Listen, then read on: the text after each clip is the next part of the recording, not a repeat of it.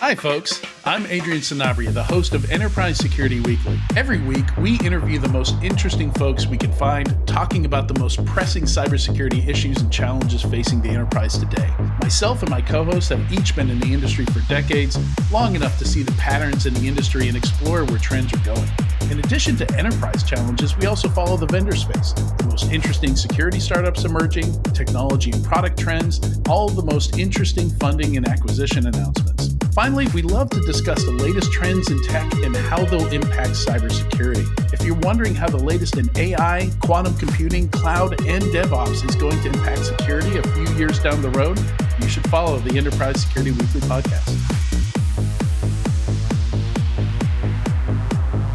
Welcome back, everyone, to Paul's Security Weekly. Register for an official cybersecurity summit at securityweekly.com/cybersecurity summit using the code SECWEEK23 and get $100 off admission. Also, make sure you subscribe to the Below the Surface podcast by Eclipsium in partnership with CRA. Myself and Scott Shefferman host this show, and we've had the pleasure of speaking with some amazing guests, including Zeno Kova and Richard Hughes. You can find all of the episodes at eclipsium.com/podcast. I can tease the next episode will be with one of my co-workers who we're going to talk about in this segment, Nate Warfield, talking about enterprise IoT and appliances and the security or insecurity of those devices. Wait, what was this? What now? What now? Yes. Wait, enterprise, what? like your Cisco net. Well, hold on. Let me introduce Lee. Lee Neely has joined us. Lee, welcome to the show. Hey, good to be here. It's been a couple of weeks or a couple of minutes. I don't know. It's been a bit. Yeah, it's So good we're to have here you now. back. Yeah, so where I was segueing was my story number 3. Citrix NetScalers are hacked via a critical vulnerability. And so this is a series of vulnerabilities on these platforms that I track because in my day job at Eclipsium, we also have discovery of said vulnerabilities and capabilities to deal with these type of networking appliances, as we call them, or enterprise IoT. Right, you've got a load balancer, a firewall, a whatever appliance. Right, so I don't know. I called it enterprise IoT. You seem to take issue with that phrase, and it's okay. I'm open to debate. No, I just enterprise IoT. Like, okay, I mean that was what we used to call embedded devices, right? Right.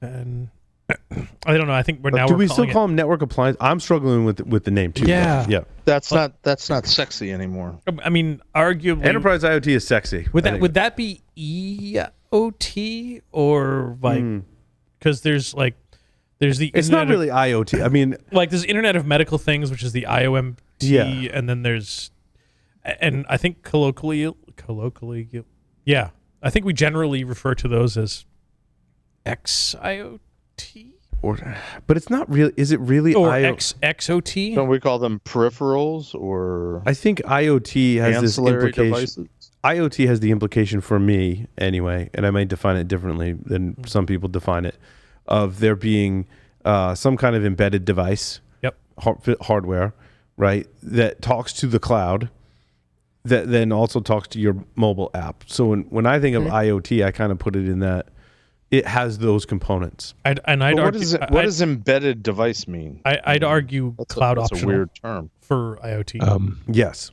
Yeah, Jeff, I won't discount your question here, but what is embedded device? Larry and I can answer that. But yeah. But I do want to come back to that. But yeah, I'd argue cloud optional, and I also refer to stuff as IoT adjacent. Yeah. Like your LED lights that are Bluetooth low energy controlled. They don't directly connect to the internet, but they connect to an app on your phone, which is connected to the internet. Right. Which you could potentially have a pathway to automate and so forth. So like it's IoT, but it's not directly connected to the internet. It's like once removed. Right. It's like IoT. But then you also, to Jeff's question, you also have, and we sometimes use these terms interchangeably, embedded devices and embedded systems. Yep. Which to me, Jeff, that would be a purpose-built device whose interface doesn't have like a monitor, mouse, and keyboard. It's specialized for that particular device, and the computing system is purpose built to solve a problem. Perfect example. Like back an in the day ATM? was Yes. a printer. Yes. Before the printer was connected to your parallel port of your computer, you had a printer, you connected to it, you need to print, you go over to that computer and you print.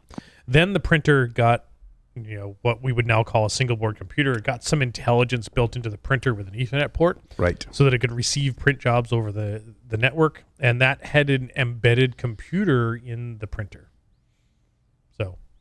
Yeah, well, that may or may not be an important distinction because, like, in the and I know you've lived in this space, Paul, in the retail space, for many years, what we think of as the point of sale, which is technically the cash register, but most people call that device where they tap or dip their card the point of sale. But that for years was just connect, as like the printer was connected to the serial port, right, or a computer, maybe. Or more likely, it's a USB port, and it was a connected device. It was an ancillary item. It was not something that was directly didn't have its own IP address, didn't have its own interface. It was just a connected system. Yeah, arguably, I'd still refer to that as a peripheral, unless it was completely standalone and there was no other interface, like an ATM. So I guess what the class that I would like to spend some time defining before we, as we get into story number 3 is. What is the more traditional like network appliance, right? It could be a firewall, it could be a load balancer, and these are the devices that I'm referencing and going to talk about in webinar depending next week. On how far back you go, firewall, router, switch. Right. I mean, those were the first network devices. Right. So they network devices and or network appliances. Mm-hmm. Well, I caution because. There really was a product called product called Network Appliance that was an NFS server. Yep. Yeah, it was a company called Network Appliances, and they sold network. But it still beats the definition, by the way. It does. It does. Yeah, I guess we need to work on the terminology. So, these are Citrix NetScaler instances were hacked via a vulnerability. The interesting thing they jumped at me in this article was it was an automated thing putting web shells on them, but the adversary can execute arbitrary commands with this web shell even when a NetScaler is patched and or rebooted, which I thought was interesting. I mean, let me take a stab at a definition of terms as we jump into this article, because this is something that's changed in PCI 4.0. PCI used to talk about the firewall and routers, and part of the evolution of technology is in the old days those were separate physical hardware devices that had actual cables connecting things. So you could see, like, here's my border router, and it goes to the internet via a cable, and then there's the firewall, and then there's the DMZ, which is where I have certain servers, and then there's another router or a firewall router. So there's a lot of different devices. To me, a network appliance is when the technology evolves, so all that functionality is happening in a single appliance or a single device, and now more often than not, it's especially in the cloud, it's just software that's performing those tasks. But PCI now refers to network appliances or network devices. I forget the exact term off the top of my head. And they've abandoned the whole firewall, router, switch type of terminology. And now, see, here's the deal. I mean, we used to make the joke, Paul, back in the day that firewall's firewall, servers serve, routers route. Yeah. And that they should never be compiling those. And I mean, and that's cool that I think PCI has removed that whole concept of that, and they just refer to them as network appliances. But if I think about how else I use appliance, like I think about my kitchen. Like I have a bunch of appliances in my kitchen. And for the most part, the dishwasher washes dishes and the blender blends and the toaster toasts. But then you throw the air fryer that also bakes and does all this other stuff. And that's a multi-purpose appliance. Yeah, I guess. It's tough to get the right terminology. Yeah, and using analogies suck for all of these. Right. So NetScaler, they don't suck. They just break down at some point. I mean, well, unless your vacuum's appliance, because then that sucks. It does. It should. Anyway. Should. But these are load balancer appliances largely that we're referencing in this particular research, and it caught me that the payloads, if you will, executed when the NetScaler is patched and or rebooted. And I was like, wait, I've seen this before. I'm like, Nate Warfield did the research on this. I know because I edited this blog post with, I helped him. I was just an editor on the blog post. I had nothing to do with the research. It was all Nate's original research. So I stuck the link in there to Nate's research. And then I asked Nate, I was like, wait, did the attackers who are attacking, so there's like 1,900 NetScalers that remain backdoored, according to this article. And I'm like, did the attackers read the article from last year that Nate posted and presented on at certain conferences, where Nate figured out basically that if you gain access to one of these he showed F5 and Citrix NetScalers, I believe, in the post. And he said, well, if you compromise this device, that's one thing, but I want to persist through a reboot and I want to persist through a software refresh, a software update rather. Okay. And he figured out in this post details everything. It's in my story number 3 that you can hide in like the backups config and actual backups of the appliance. So you can, in a lot of cases, they're just a tarball. And so you can take it apart, slip your payload in there, put it in the right places so that when if you restore that backup after an upgrade, which happens automatically in a lot of these appliances, you go, I want to upgrade. It actually makes a backup, applies the software upgrade, and then restores all of your config. But if the attacker managed to put the hooks in the payload in that backup config, you're just re-owned yourself. Right. So if that backup is a tarball of a bunch of text configuration files, there's no reason you couldn't include something out of path into one of the binary directories so that it would re-overwrite a binary that had already been patched. Correct. As far as maintaining or the just software refresh. If you had a foothold on this through some binary, your config scripts are just putting that binary back and adjusting the startup script so it executes your backdoor, basically. Yeah. So hey, just to interject real quick, because I'm anal retentive this way, I had to look it up. In 4.0, the term is network security controls, not appliance. And they say such as firewalls, routers, and switches. Gotcha. Load balancers would be included.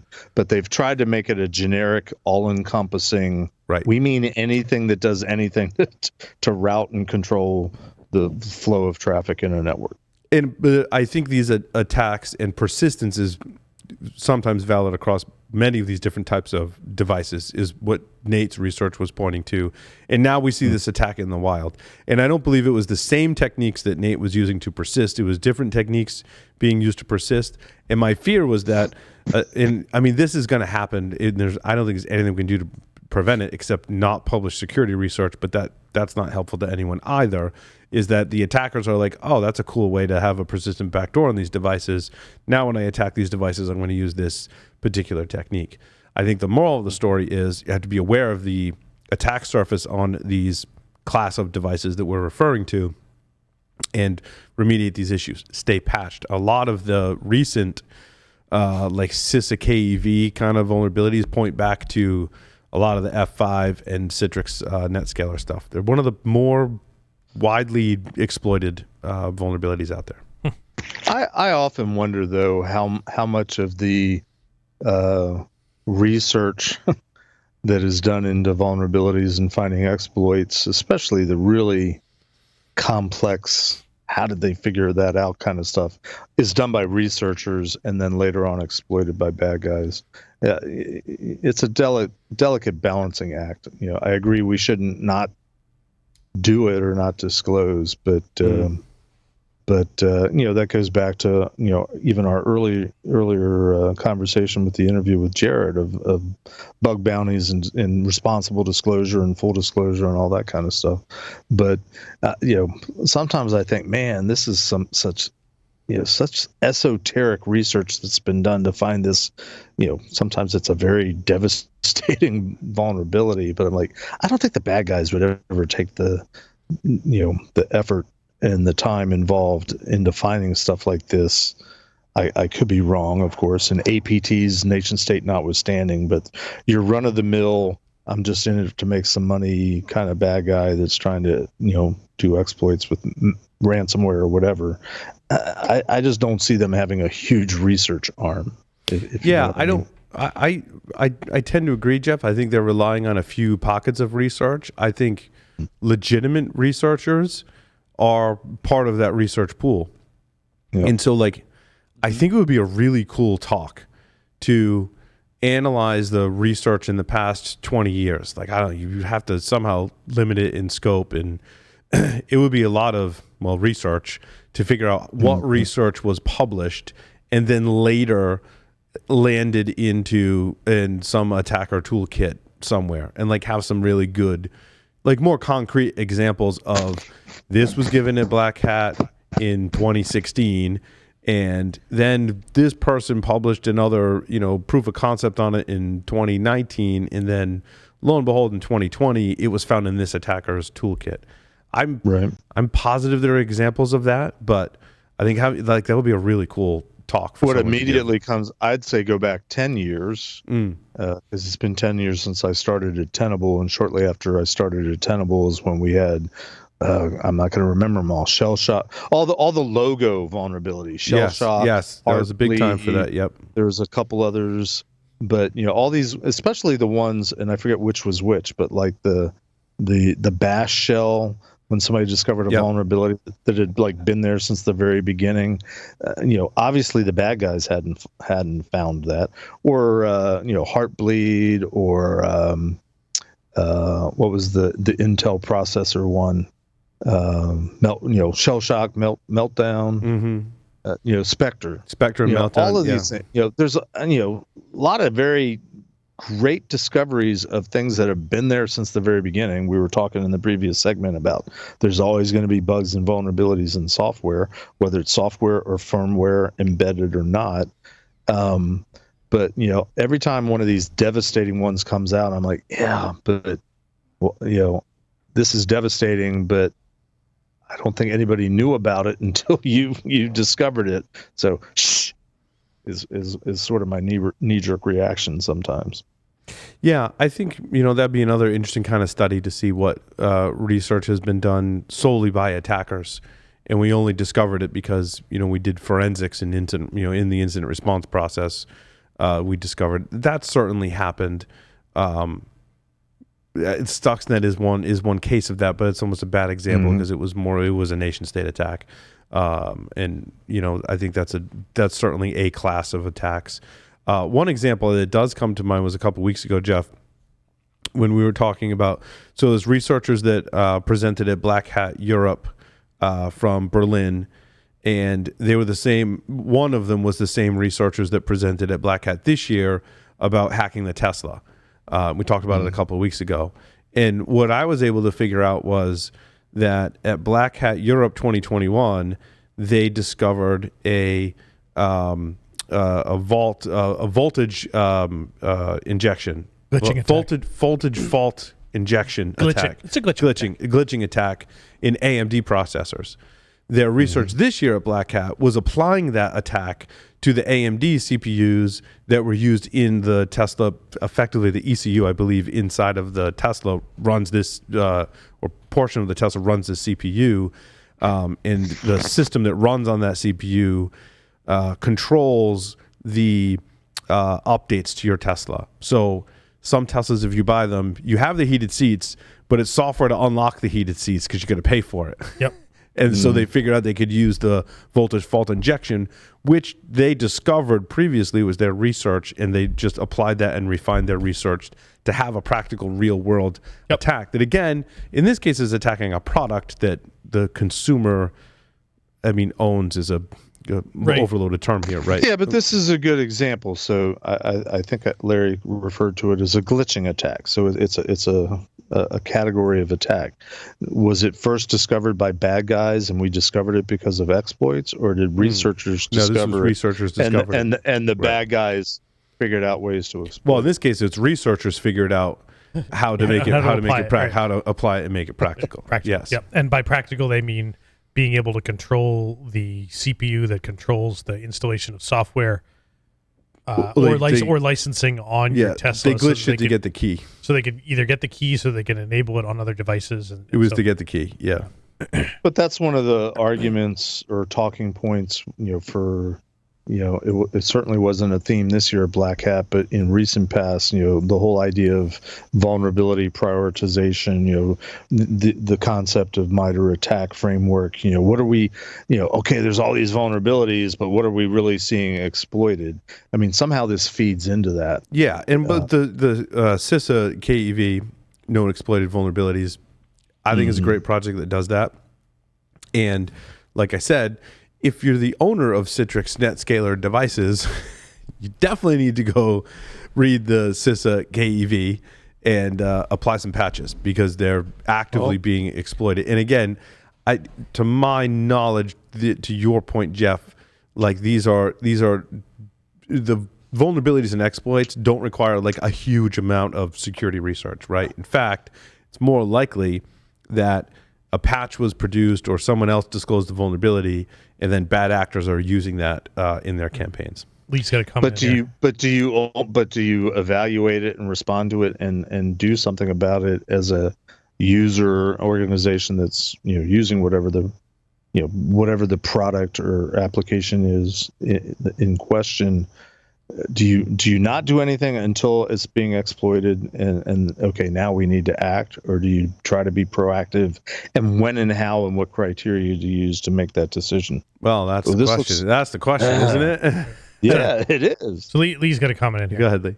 So there's a two-step thing you got to do here. First, one, you've got to patch, but number two, you got to grab that tool from Mandy and to check and see if you've been hacked or not. Right. If you don't know, and I have a funny feeling that if you have been hacked, you're going to be doing a factory reset on that device to get rid of the configuration that's now borked. I was just going to say, don't forget to back up your config. Yes. But if you don't run the Mandian tool and discover that you've been hacked or you're vulnerable to it, then you don't have a problem. It's like, I didn't test positive for COVID after Hacker Summer Camp like so many people did because I haven't tested.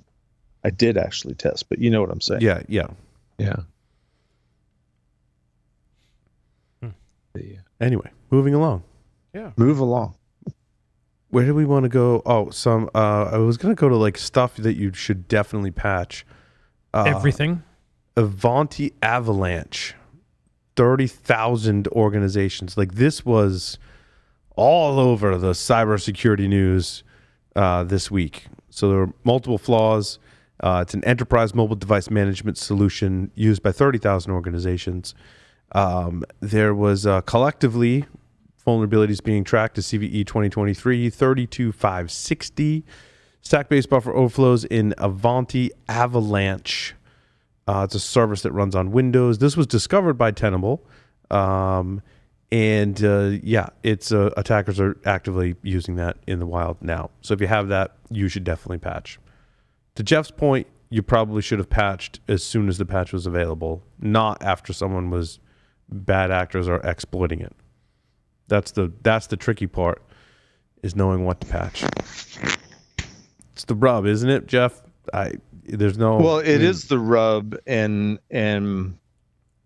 most of my clients over the years, they're only going to respond to the critical high risk findings from a scan, a Nessus scan or whatever.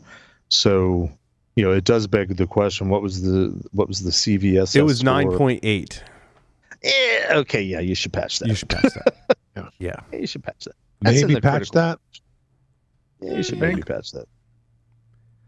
Well, you should mitigate it. Maybe it's not a patch. Maybe it's a configuration. Maybe it's a workaround. But you should mitigate it, if there's a difference in those terms. And go to some hardware stuff briefly, Larry. Lora seems. How do you pronounce that? Lora, right? Yep. Because it's long range. Yep. What's the acronym stand for? Long range. It's just long range. Okay. Yeah. To the best of my knowledge, long range. It's a really and it's not a mesh. I don't want to use the word. I think it's French though. It's Lora. Lora. Lora. You know, There's this guy who did a SANS class who incorporated it in his material. We should get him on the show and talk about it. Yeah, we totally should. Oh, wait, that's me. It seems all the rage. Hey, Larry, you're on the show. Hey, look It at that. seems all the rage lately. Is that It's been an up and coming rising star in a wireless protocol for a lot of IoT stuff. For a couple reasons, it's a good competitor to something like 5G in that we can get a shit ton of distance out of it, but really cheap and not necessarily reliant on like a mobile network operator. Long distance, cheap, but it as an alternative to 5G.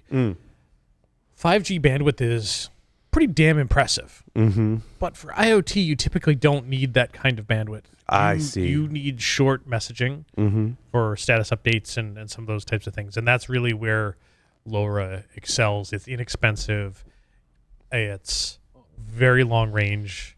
there was a it's badge slow. a badge hacking competition or some of that used the Lora equipment that's trying to see them on conference or badges that people are building. Yeah, Could be. Yeah, I wouldn't be surprised if Darknet Project was one of those that uses Lora. because you can build a badge and they can talk to each other, or do you need a central? They can talk to each other. Okay, they can talk And they can, and I want to say they can do a star topology. Okay, So they can connect to one or multiple aggregation points that can then relay data to the internet through a network of things. yeah. like There the was some Things folks on network. Mastodon talking about we mentioned Lora on the show recently, and I sent you those links, Larry. I put them in You did. the chat, and it looked like there was a GoFundMe kind of project. What do you call it? I forget what it was. It's in there. Kickstarter. Yeah, Kickstarter. Thank you. And then someone else commented on the Kickstarter thing and says that just looks like a Lily Go, blah blah blah. Yep. And the Lily Go looks like a transceiver for Lora. Good transceiver. That means it transmits and receives. Yep, It is it was an ESP32 and LoRa V21 blah blah blah. Looks like pretty cool. Yeah, kind so of the LilyGo ones are pretty neat. You're typically using them for some sort of long-range communication, small messaging service. Like one of the ones that I envisioned was I picked up a bunch of these, and they've got LoRa Mesh and a few of those. Like you can put all so you can these, mesh them. Yeah. you could mesh them together effectively, and you connect to it with your phone over Bluetooth Low Energy as a serial device, and then you can use an app on your phone to send messages. Oh, So it's like I see. Okay. it's like off-grid text messaging Yep. Okay. type of thing. I mean, you're not going to tie this to a backend service and go surf YouTube because the speed of LoRa is 0.3K to like 5K. So it's really just to send messages.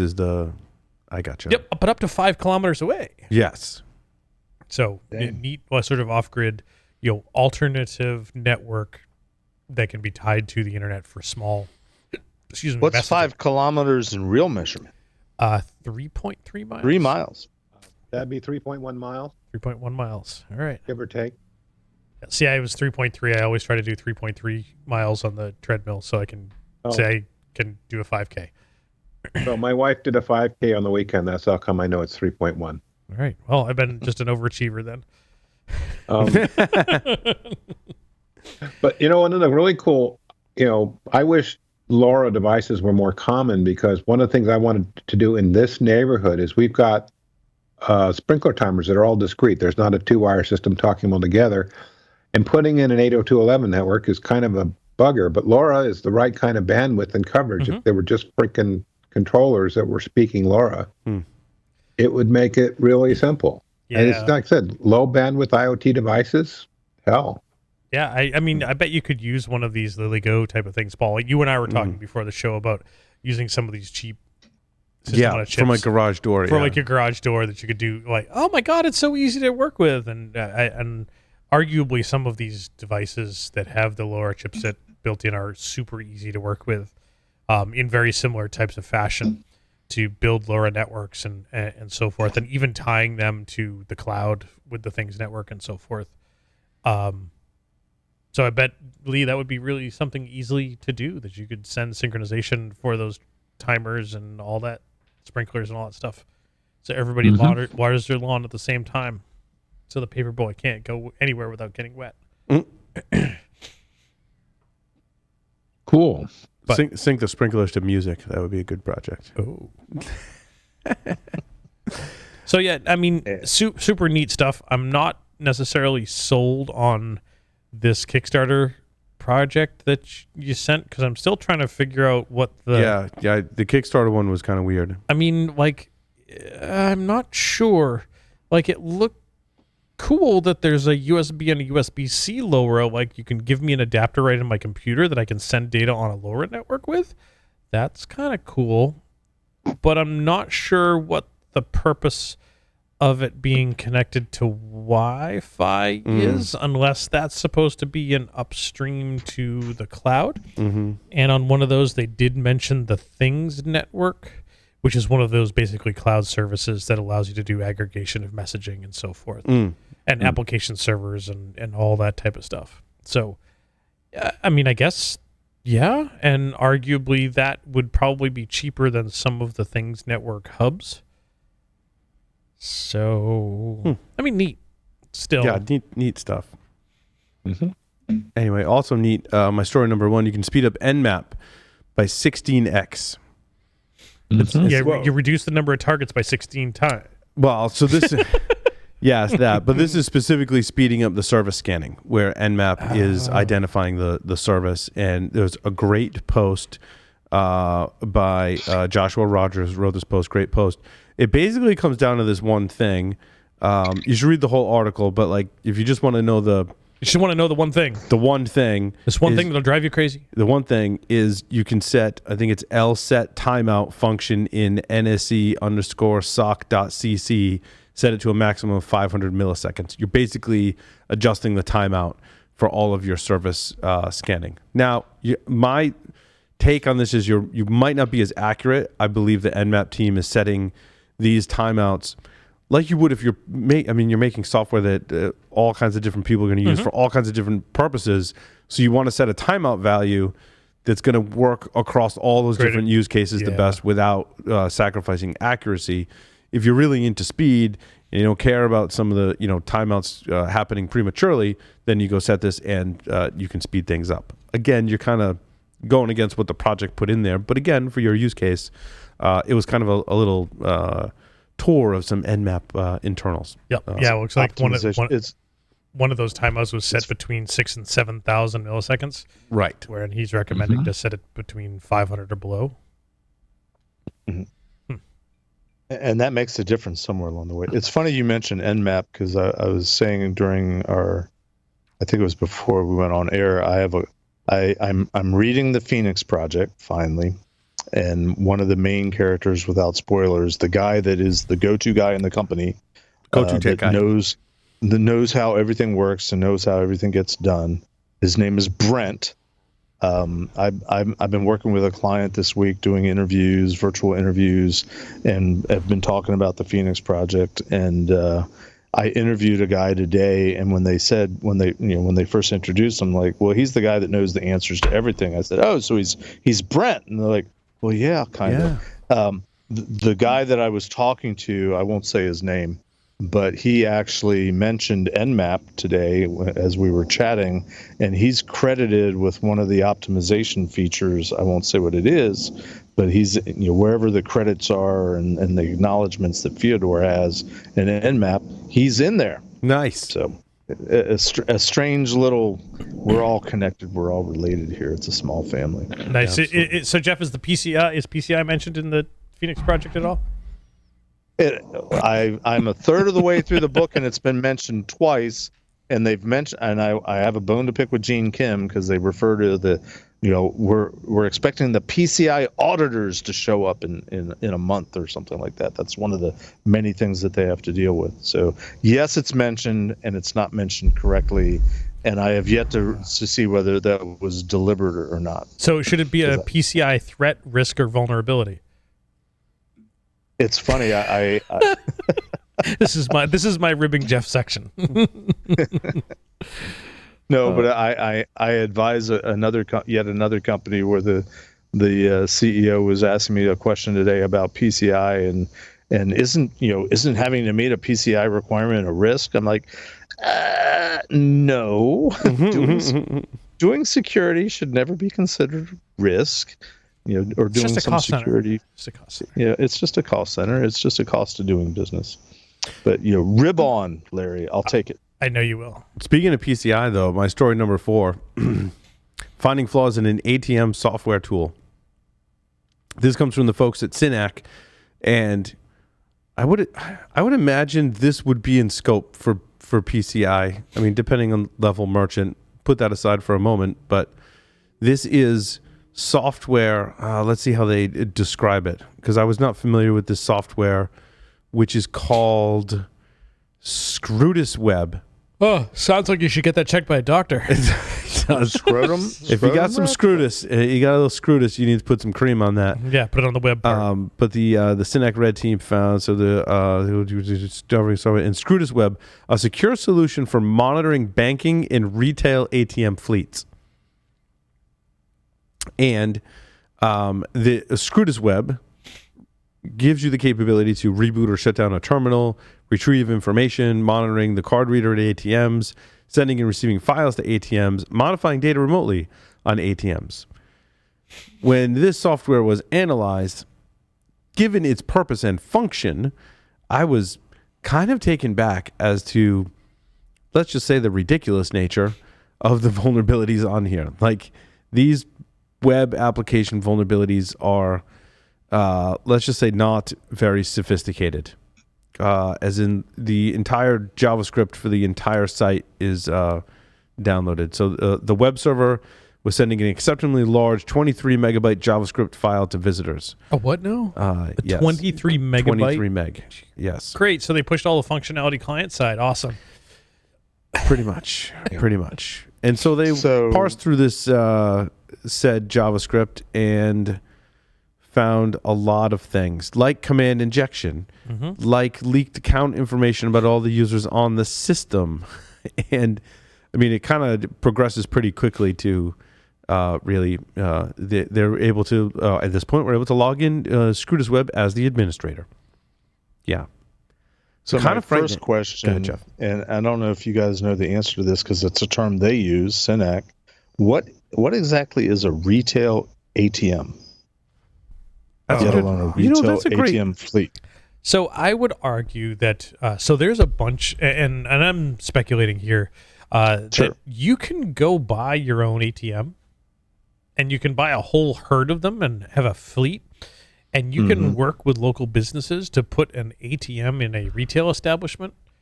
Like, I think about our local pizza place, they don't take credit cards. So I could approach them and say, "Hey, man, can I put my ATM in your pizza place?" Right. Your retail that would be a retail ATM. Yep. Right. Or what's the convenience store up in Rhode Island? Cumberland Farms. Cumberland Farms, 7-Eleven, Circle K, whatever. Yep. Yeah. All these places have ATMs and they're at a retail location. Yep. But has nothing to do with PCI. ATM networks are completely separate, from traditional anything else. So it's easy to you use retail, so it must be PCI related, but it's not really. I mean, it says here, Jeff, ATM fleets can include sensitive equipment like check deposit machines, as well as payment terminals in a restaurant chain. It's kind of interesting. Wow. Say it again? Yeah, I see what you're saying though. An ATM is not PCI, not dealing with PCI because you're not. So you can pay with a debit card. Yes, but that's different from an ATM, and it's a different, on the back end in terms of actually moving the money around. It's a completely different network. It's a completely different process. It's a completely different set of protocols, and ATM networks are notoriously not looked at and tremendously insecure. Interesting, especially when these are not managed by some of the large banks like Bank of America or wherever. Oh, right, because when I think of a retail ATM, it's typically not my bank branded ATM machine. It's some other. It's like Joe's ATM. It's the gray machine with the Yep. But I mean, there's even a difference in if you go to a grocery store or a convenience store and you're paying with a debit card and you're using it effectively as a credit card, in as much as you don't have to enter a PIN. So you're using your debit card as a credit card. That's one distinct transaction flow. And that's different from if you're using it as, I'm really going to debit, I'm just paying for it from my bank account. I'm using it as a debit card, and I have to enter my PIN in order to complete the transaction.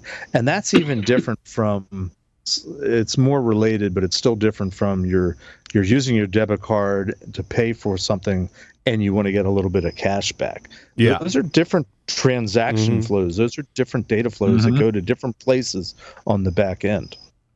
And PCI is only really concerned about using a payment card, a debit or credit card for for paying for the goods and services.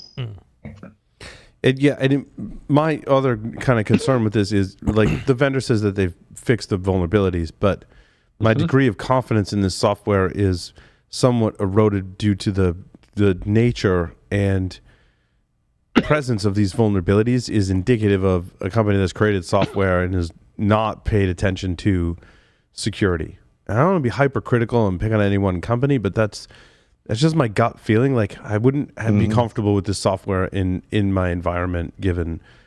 Well, one of my questions was, who's using it? In other words, I suspect a piece of software like this isn't going to be run by the big banks running their ATMs. In fact, I suspect it's not involved with the through-wall APMs we're used to at our banks or credit unions. Yeah, this is like the third parties, right? The ones you saw at the fairgrounds, as you said, the convenience store, the wherever. But they still have money in them. Oh yeah, no, right. Yeah, I see what you're saying. Yeah, it's not a big bank kind of. They probably have different crappy software to manage their ATMs. Those use cases are a little lower on the overhead. They're running a little leaner. Yes. So they wouldn't have as much to spend on a secure management system. I got to be careful. I don't want to throw them under the bus, but yeah. Yeah. Well, no, it doesn't Diebold make ATMs mostly for large banks, and I would assume that if you are a large bank and you've got tens of thousands or hundreds of thousands of ATMs, that when you buy those from a Diebold gives you management software that comes along with it. It's under a lot of scrutiny, but this is more for the smaller networks of ATMs. And now I bought these ATMs. Now I got to manage them so I can go to this third party and get the management software. So this is what it feels like to me, Lee, based on your observations as well. Your big modern through-wall ATM with all the bells and whistles runs about $80,000. Mm-hmm. The small little one that you see like in the mall that's standing there that uses a cellular connection, those are about 14. Gotcha. Big difference. They might even be cheaper than that.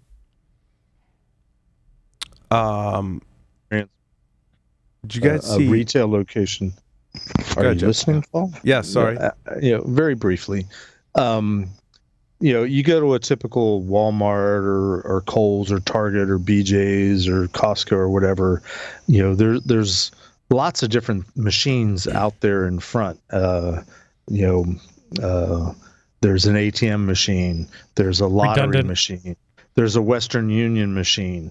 Where you can do a Western Union money transfer. There's in the Cumberland Farms, Jeff. There's a cryptocurrency machine. Right. I mean, all of those things typically in a retail environment are either they're directly connected by cellular or sometimes they're satellite. Redbox is they're still around.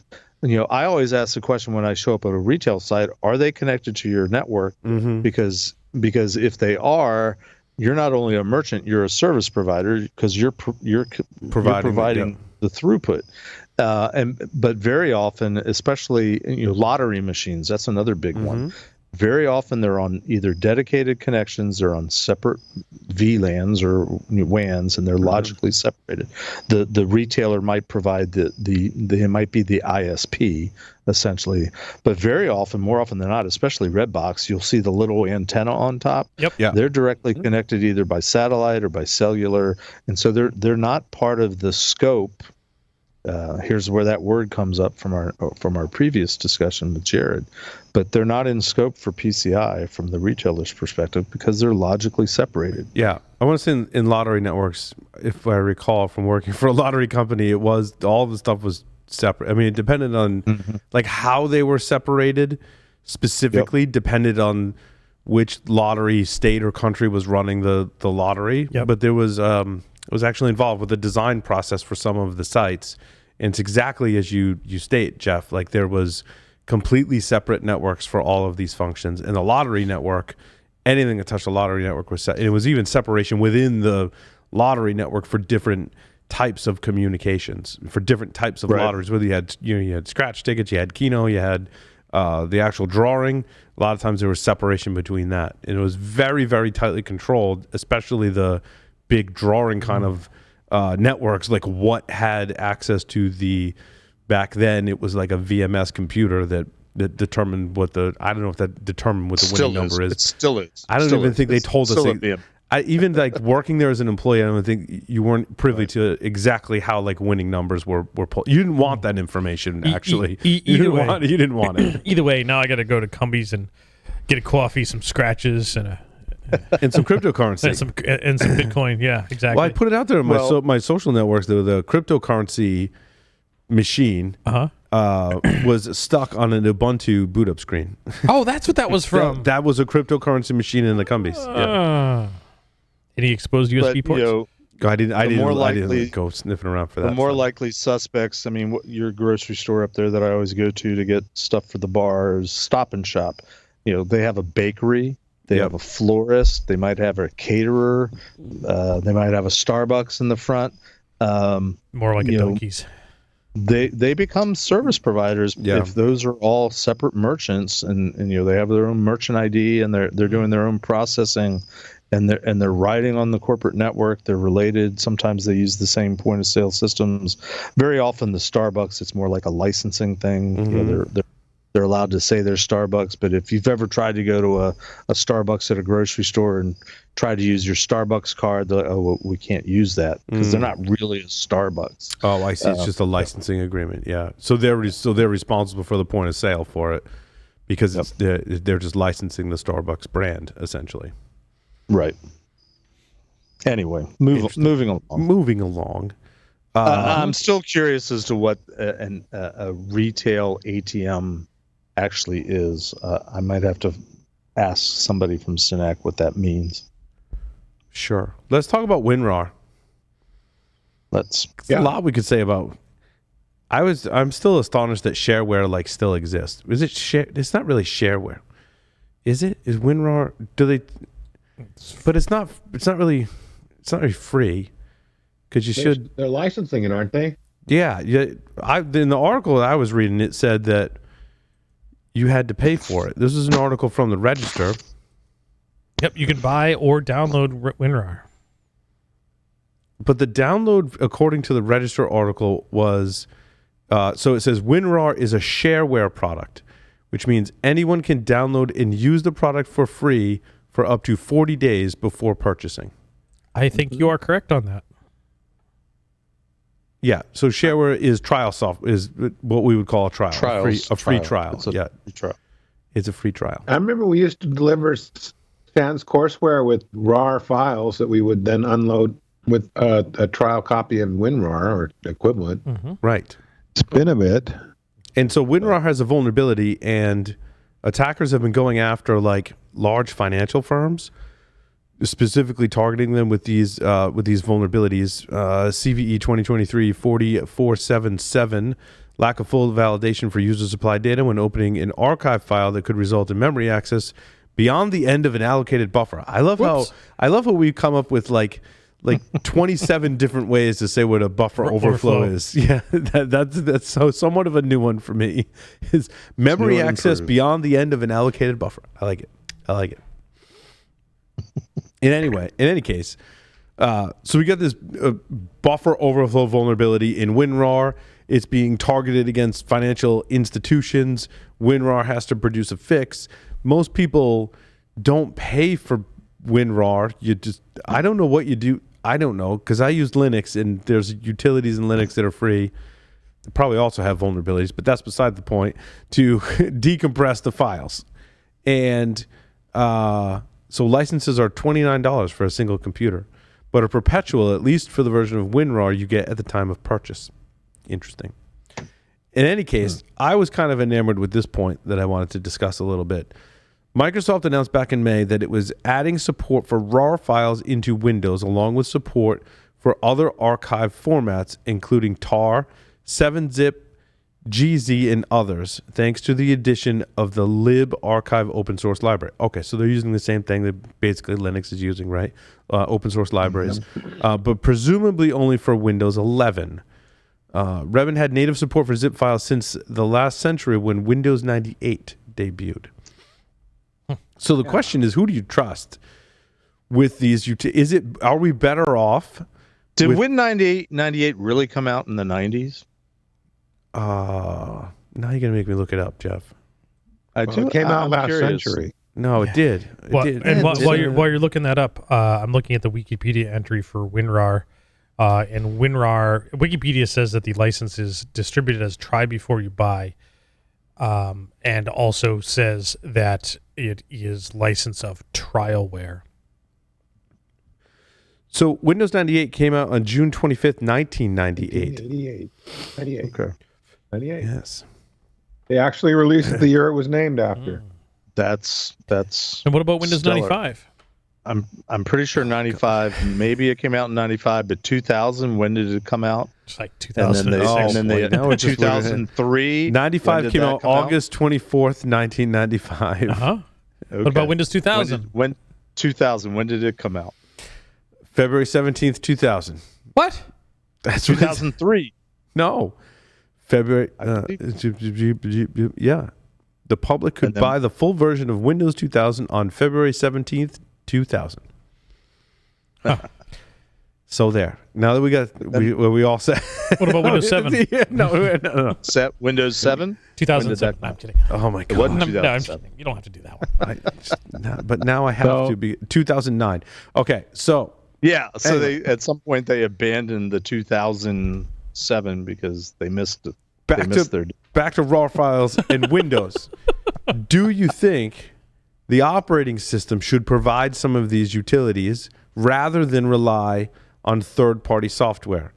One could argue PDF viewing would fall in this category. It's debatable because the usability and features that you get between Adobe and what is built into the operating system may differ. Sure. I don't know. I mean, my Mac has preview. I can view PDFs on that for free. Well, I paid for the Mac, right? So these vendors put out the freeware versions to entice people to ultimately, hopefully, buy the paid versions. Do they need to support the free versions? Well, no. The question I'm asking is, do we benefit security-wise by Microsoft including the functionality of the third-party app in the operating system? In other words, if Microsoft includes the functionality to decompress RAR files in the operating system, conceivably it eliminates the need to purchase and or acquire through any kind of methods, including piracy, WinRAR as a third-party utility to do it. Security-wise, where are we better off? Are we better off having Microsoft in control of this particular functionality rather than leaving it to an independent third-party software company? I think the answer is yes and no. I think it's yes because Microsoft has gotten a legit version of their library and they're probably keeping it updated. Right. We heard from Jared on Microsoft, like they're serious about security. We've covered it on the show. Significantly more eyes. Significantly more. But that's where Jared might say, well, that wasn't, somebody reports a bug related to WinRAR, and he might say, well, that's not in scope for whatever. Right. That was my flip side. Is if they're not updating that library. Right. The main thing I remember, and it's not with WinRAR, but remember a few years ago, there were a lot of versions of 7-zip that were all jacked up floating around, and people were getting malware trying to find 7-zip, whereas if it's just there, you avoid that use case, which I think is better for the users to have a legitimate version of it. Now, it still might be flawed, but at least you've got the legit flawed version, if that makes sense. Yep. Now, so I would argue similar to Lee, but on the converse, both yes and no. Yes, great, it's already built in. I don't have to go get a third party. And that third party, in this case of Microsoft, is a really large entity that is doing a good job of managing security and responding to and has good developers and those types of things. And there's also then becomes this really large entity that is responsible for fixing it when there's a problem. Right. As opposed to WinRAR. Like, how many employees does WinRAR have? What does their security program look like? But also in the Microsoft, I mean, I make an argument for the Microsoft being included in Microsoft Windows is the fix would come down via Windows Update. Yep. And I don't have to then patch a third-party application. Right. But then now we have the problem. Now I would argue we have the Internet Explorer problem, where we ship a web browser with every version of Windows, and well, now we have a monopoly. Right. Well, actually, yeah, because it would it could conceivably. You bring up a great point, Larry. It's my thought too. Is if Microsoft is including this functionality in Windows 11, WinRAR's market share goes bye-bye, unless they start creating versions where if I use the software to create the compressed file, I need that software to decompress it. Now you're in a cat and mouse game, right? That's, I mean, I've not had to decompress a RAR file in some time. Well, you probably have, but you did it on Linux and you used a built-in. You went apt-get install something. Yeah, I don't remember what on RAR. Yeah, is it on? It's either including it's including your distribution or you apt-get or whatever. Install it. Yeah, Lee. I had a little different spin on what you're thinking, Larry, and that is, think of more of the preview versus Acrobat or Acrobat Pro. Preview will display the PDF, but you can do a heck of a lot more with Adobe's product with your PDF. Sure. Right. So they have a differentiator, and so for basic functionality, who cares? Use the freebie that comes in the OS, but you're going to have to put something sexy in your product and that it does, and then that'll sell. Yep. You want to start annotating a PDF, you got to do that with Acrobat. Can you in Windows 11? Can you create a RAR file or just decompress it? Would be another differentiator where WinRAR is like, no, you need our product because if you're going to create a RAR file, you need our product. That's a great question. Does the open source, that begs the question: does the open source library let you create a RAR file? And then you get into compatibility things, like what one RAR file created here, can you decompress that with the free version or the paid version, or do you need the later version of the paid version to do this? You start getting into compatibility issues. Excuse zip. Is it the appropriate terminology to say protocol, to say what creates a RAR file in the first place? Is it a language, a protocol? It's an algorithm. I would call it an algorithm. An algorithm? Like middle out compression. Who owns that algorithm? What's the source of the algorithm? Is the algorithm itself open source? In the case of WinRAR, excellent question. I'm not up on my compression algorithms. I want to say that I didn't do enough research for this article, apparently. Sorry. I didn't mean to stump you. No, our listeners are good. But I think the answer to many done of our a disservice to our listeners by not knowing all the answers. Is dependent on what the nature of the algorithm is and who owns the algorithm and who is taking, if it's an open source freeware algorithm. The internet says RAR uses proprietary compression algorithms, and the compression ratio is stored in the compression record tag in the file header. RAR used optional CRC32 hash values until RAR 5, when the method switched to 256 Blake 2. Yes. So if it's proprietary, who owns it? WinRAR.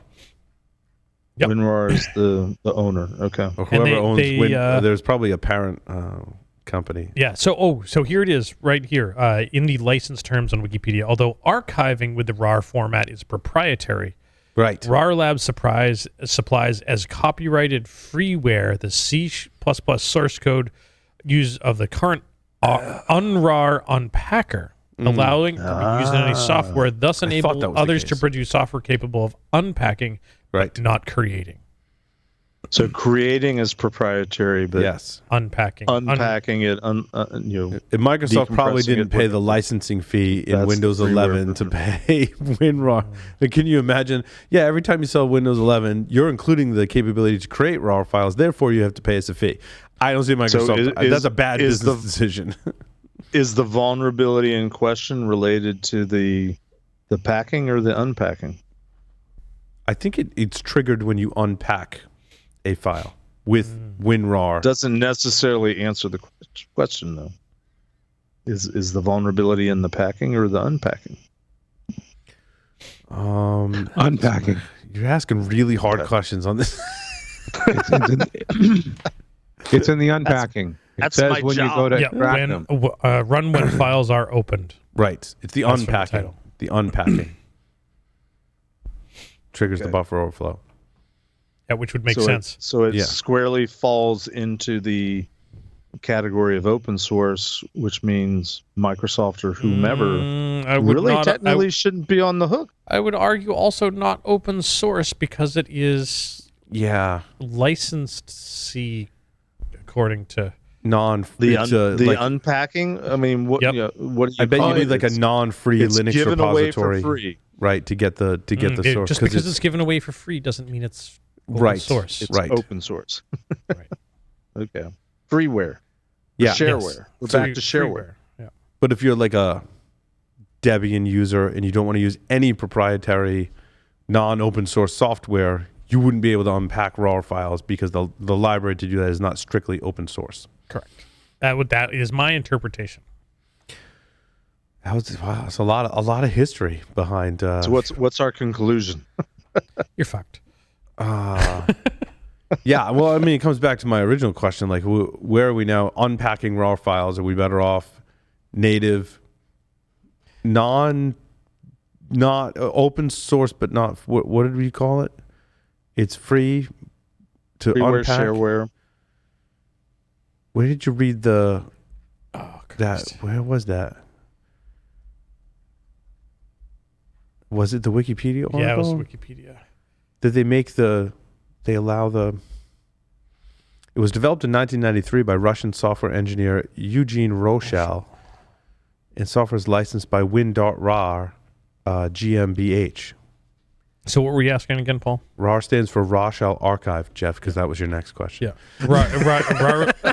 RAR Lab supplies as a copyrighted freeware the C++ source code. Copyrighted freeware. Right. Which probably means you can't make any money on it. Right. Because it's copyrighted, you can't use it to make money on it, but you can use it to decompress RAR files. Well, you can probably use it to make money, but you got to make sure that there's royalties. Right. Yeah, now, you have to license it to make money on it. So then we go down the rabbit hole of Wikipedia and we go look at the Wikipedia entry on freeware. There's no agreed upon set of rights license or EULA that defines freeware.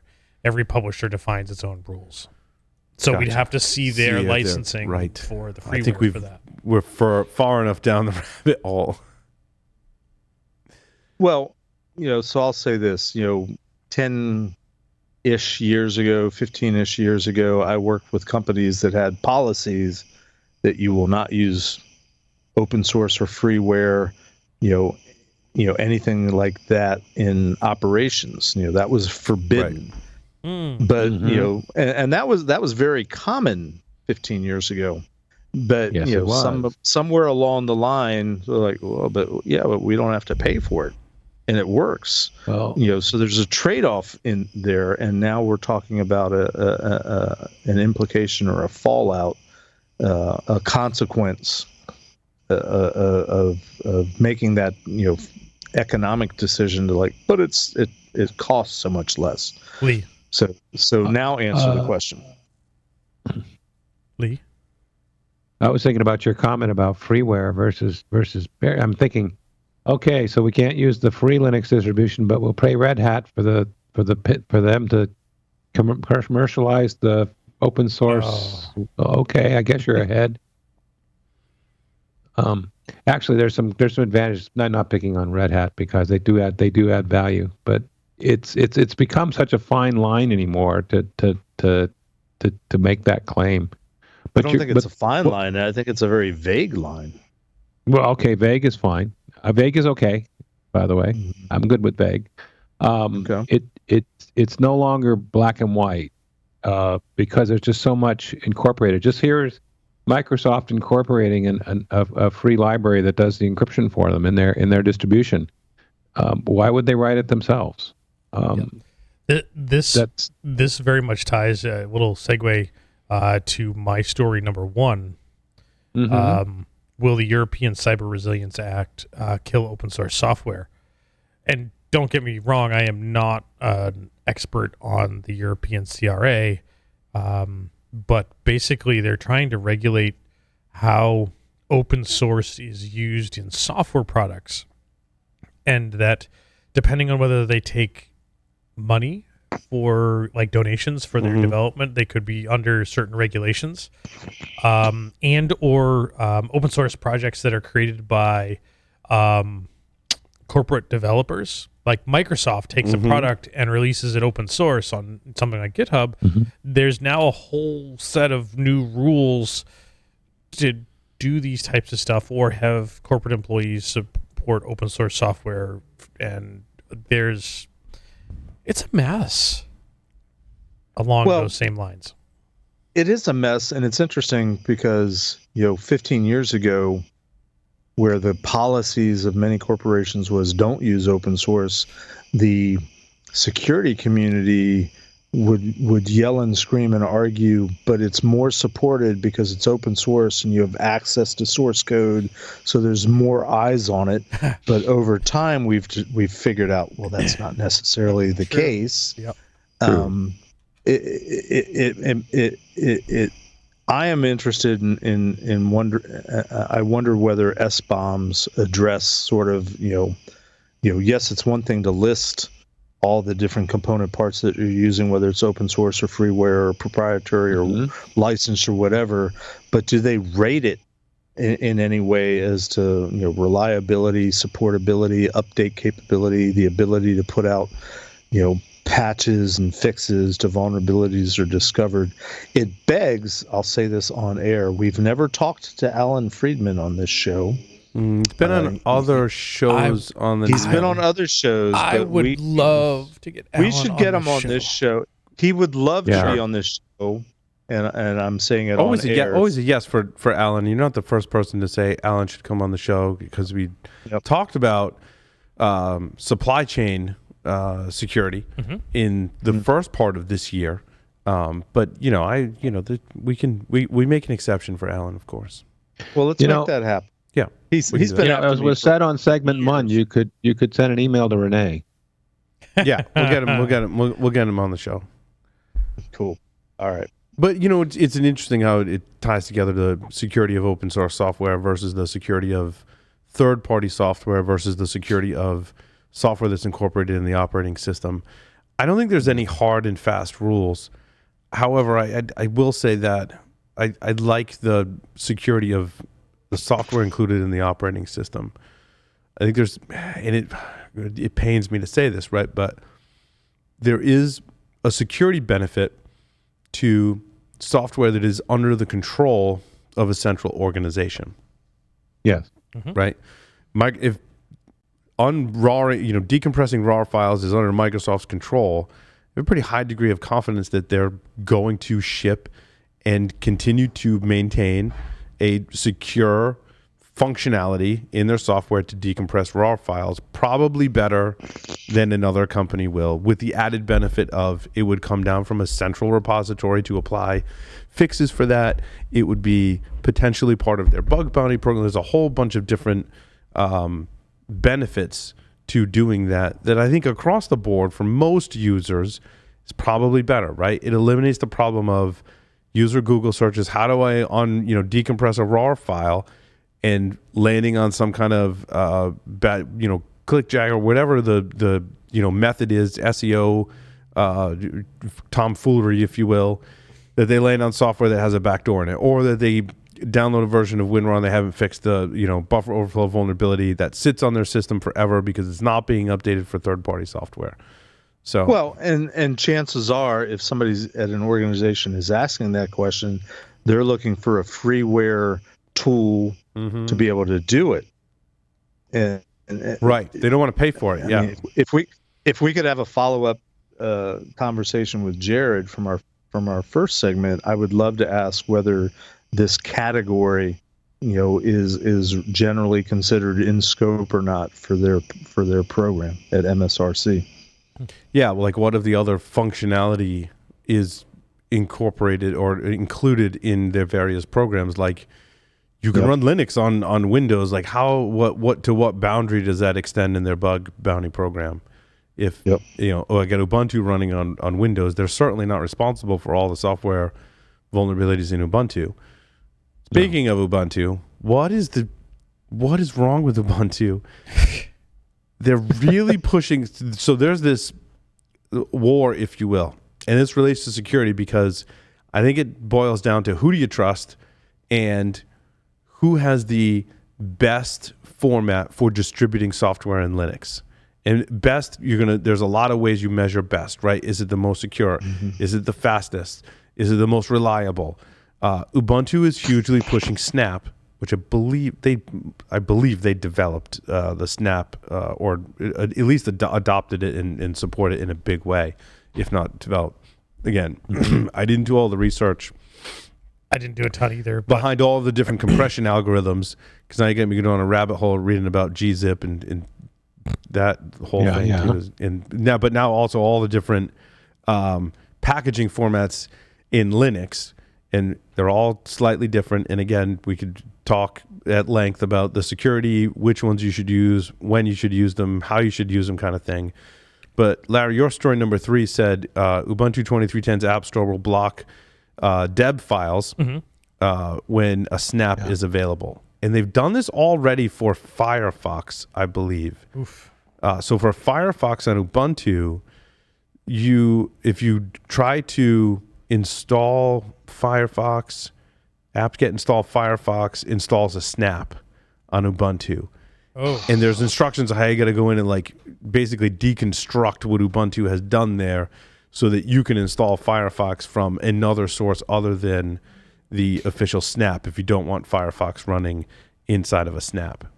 And that's interesting. I mean, it's definitely Canonical is planning to push that, but when you do the installs from their app store, and I don't know whether that affects any of sort of the back end. Like you're clearly starting to say if you do apt-get from the command line, it uses that same app store and will push the snap. It pushes the snap. Of the deb. It does.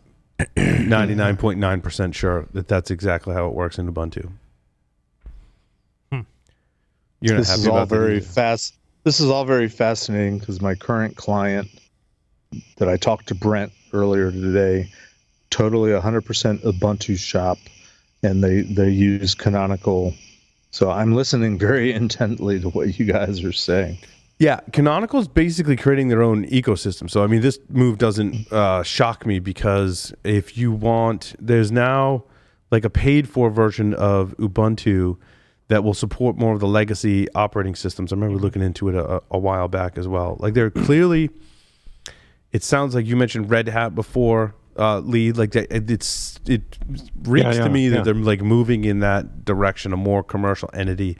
I also want to say, from a lot of different perspectives, it's not necessarily a bad thing. Right. I mean, you're going to piss off the open source zealots, but I mean, breathing sometimes pisses off the open source zealots, so there's that. Yep. But also, I think they want to go towards a more enterprise focused, Red Hat-like model for Ubuntu. Enterprise focused, and I'd also start, I'm going to punch myself in the face later for saying this, but I think maybe by leveraging their app store with Snap, it puts them in a better position to start positioning Linux on the desktop.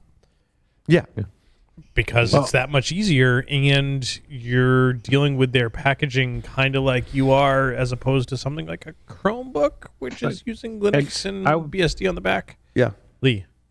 Yeah, so I was reading in here, and they're saying they're coming with an all-snap immutable Ubuntu distribution next year, which means they're going to be all snap all the time. And I'm looking a little bit. I mean, the way they describe snaps in these articles, they sound more like containers than individual apps. They are, yeah.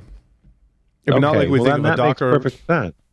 Not like we think of like a Docker container, but it's a container within the Right, and it's got for us everything old school, that app Unix needs people, to run. It's a cheroot jail for every application, essentially. That could be really cool or really annoying, depending. Well, it could. Yeah. It does get it. So it is cool. Like, I like the security models behind it, because it offers some kind of separation of your processes inside of these containers. However, the security restrictions that this containerized application implements can oftentimes break things, as in it won't let you break out of the container to share files or devices in certain scenarios. So like stuff just breaks or doesn't, like one particular feature of an application won't work if it's a snap.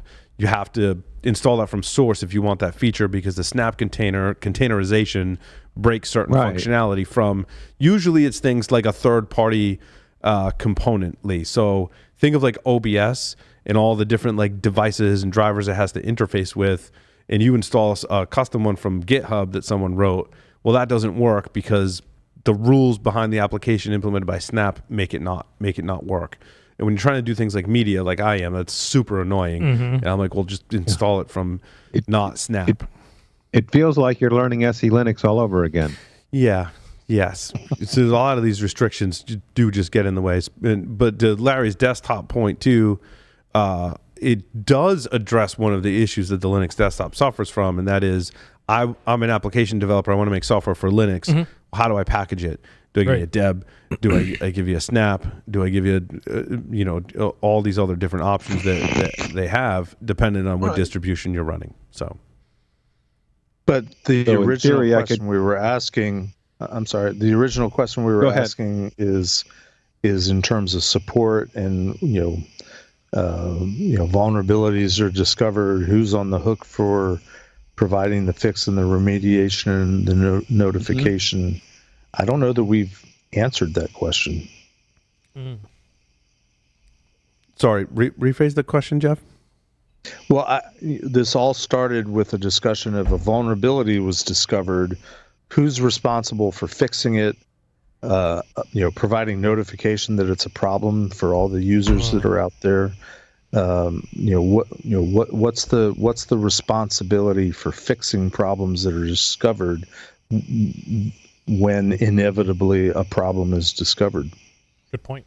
Well, in the open source context we're talking about now, the original developer, if you will, of the software typically is responsible for the fix of that software. Then it's the responsibility of the distributions and or package maintainers to build that fix into and update their release or their packaging of that software and release the packaging of that software. And that's where and then, it gets squirrely, right? And then it's up to the user to install it. Then it's up to the operating system to integrate that package into the repositories.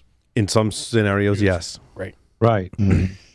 So that when you run an update command, it comes down from the repository with the new version. Yep. And typically, from my experience, there's a pretty significant lag between an apt repository and the actual version that's available on the website, even if it's in a deb format. That's correct. Yeah. That's correct. And there's the scenario of backporting. Oh, God. So, where it gets squirrely for me, Jeff, in a security scenario is developer has current version 1.0. Security fix, advisory comes out, and the developer goes, okay, well, that fix for that security problem is in version 1.1. By the way, I also released I fixed a bunch of other bugs and implemented some new features. And since 1.1, let's say, was ready, like almost ready to ship, I fixed the bug. I did all my regression testing, and 1.1 is the latest version, and it has a security fix along with all this other stuff. When 1.1 potentially goes to a Linux distribution, let's say, that distribution may go, I don't want all this other stuff to go to 1.1.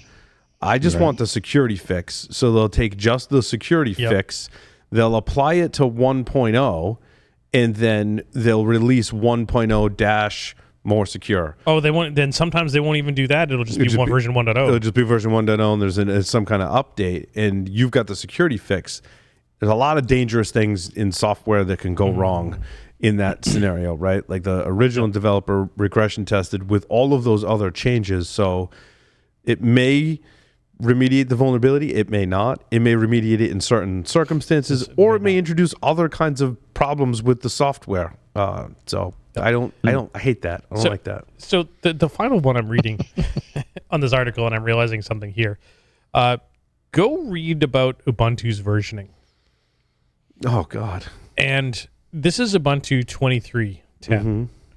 And anything with an odd number on their versions is like your alpha. Like, we're testing shit out to go to the good long-term support version for Ubuntu 24. Mm-hmm.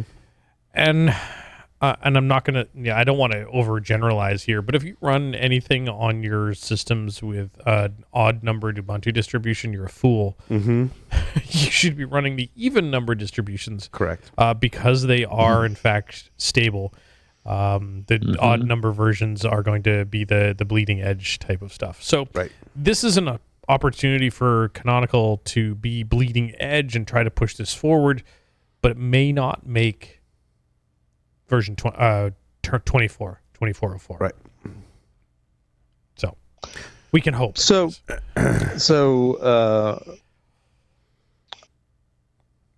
Ubuntu, there are many versions out there. I hear what you're saying about odd versus even.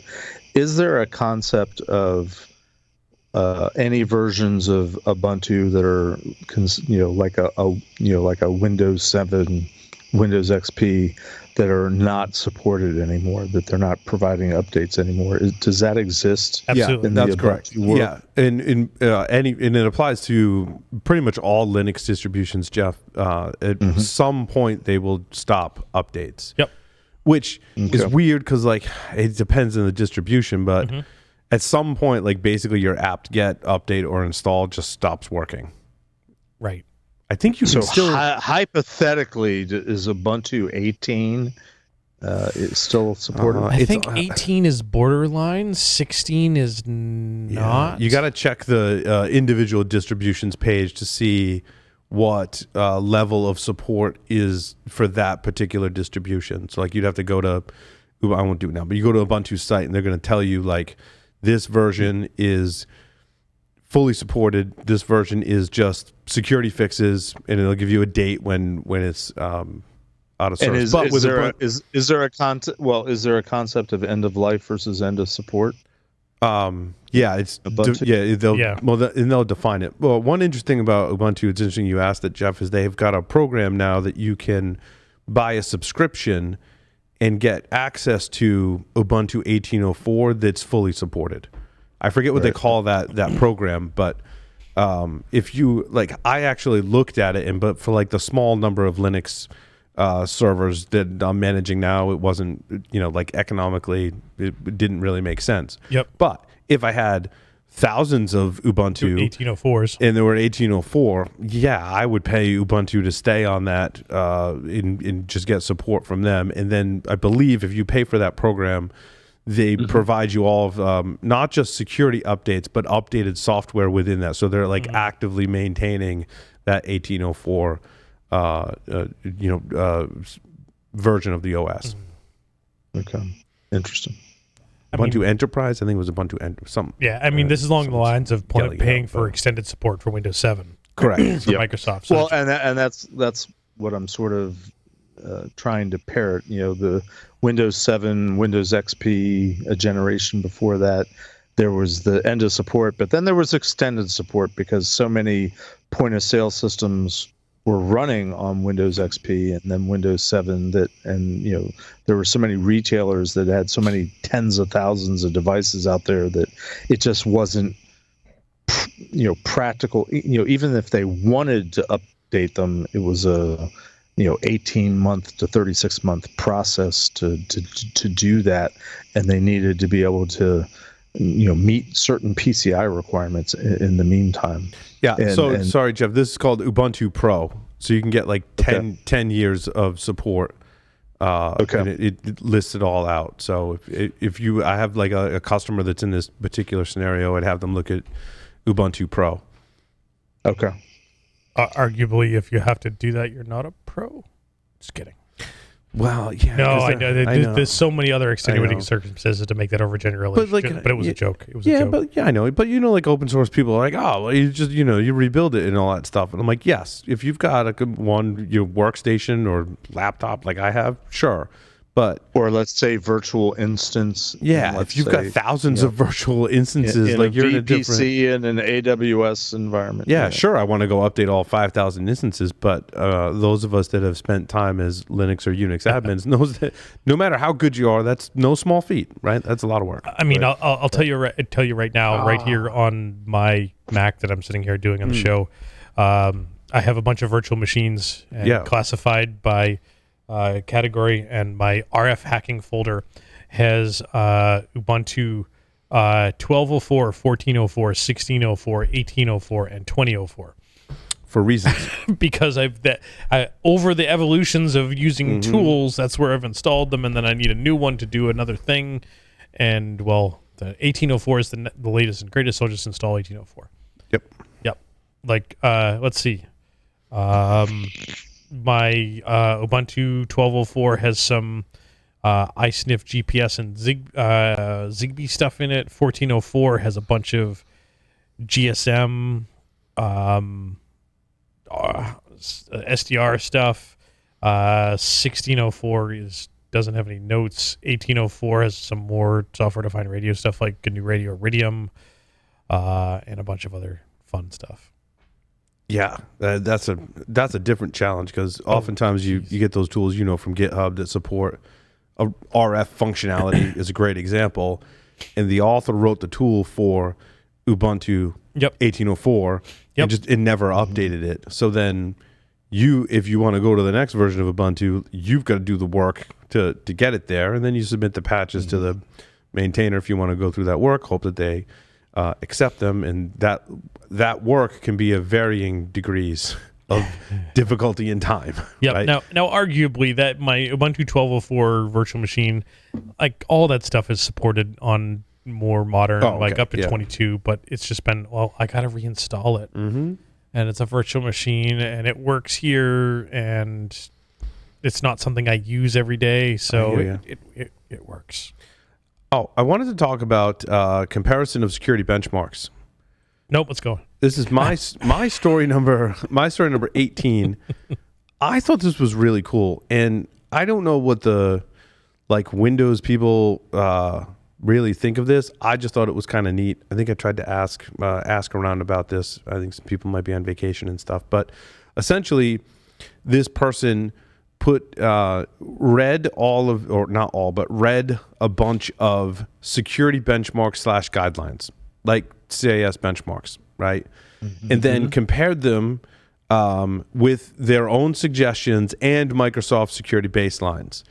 And where they matched, he was like, okay, cool. Where they didn't match, he noted them in the link in my story number 18.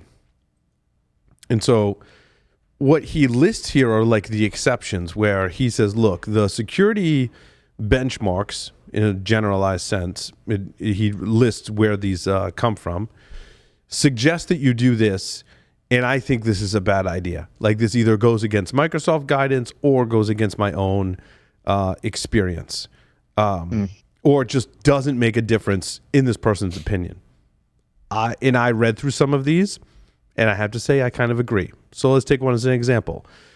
Both CIS and STIG suggest altering the name of the built-in administrator and guest accounts as a security measure.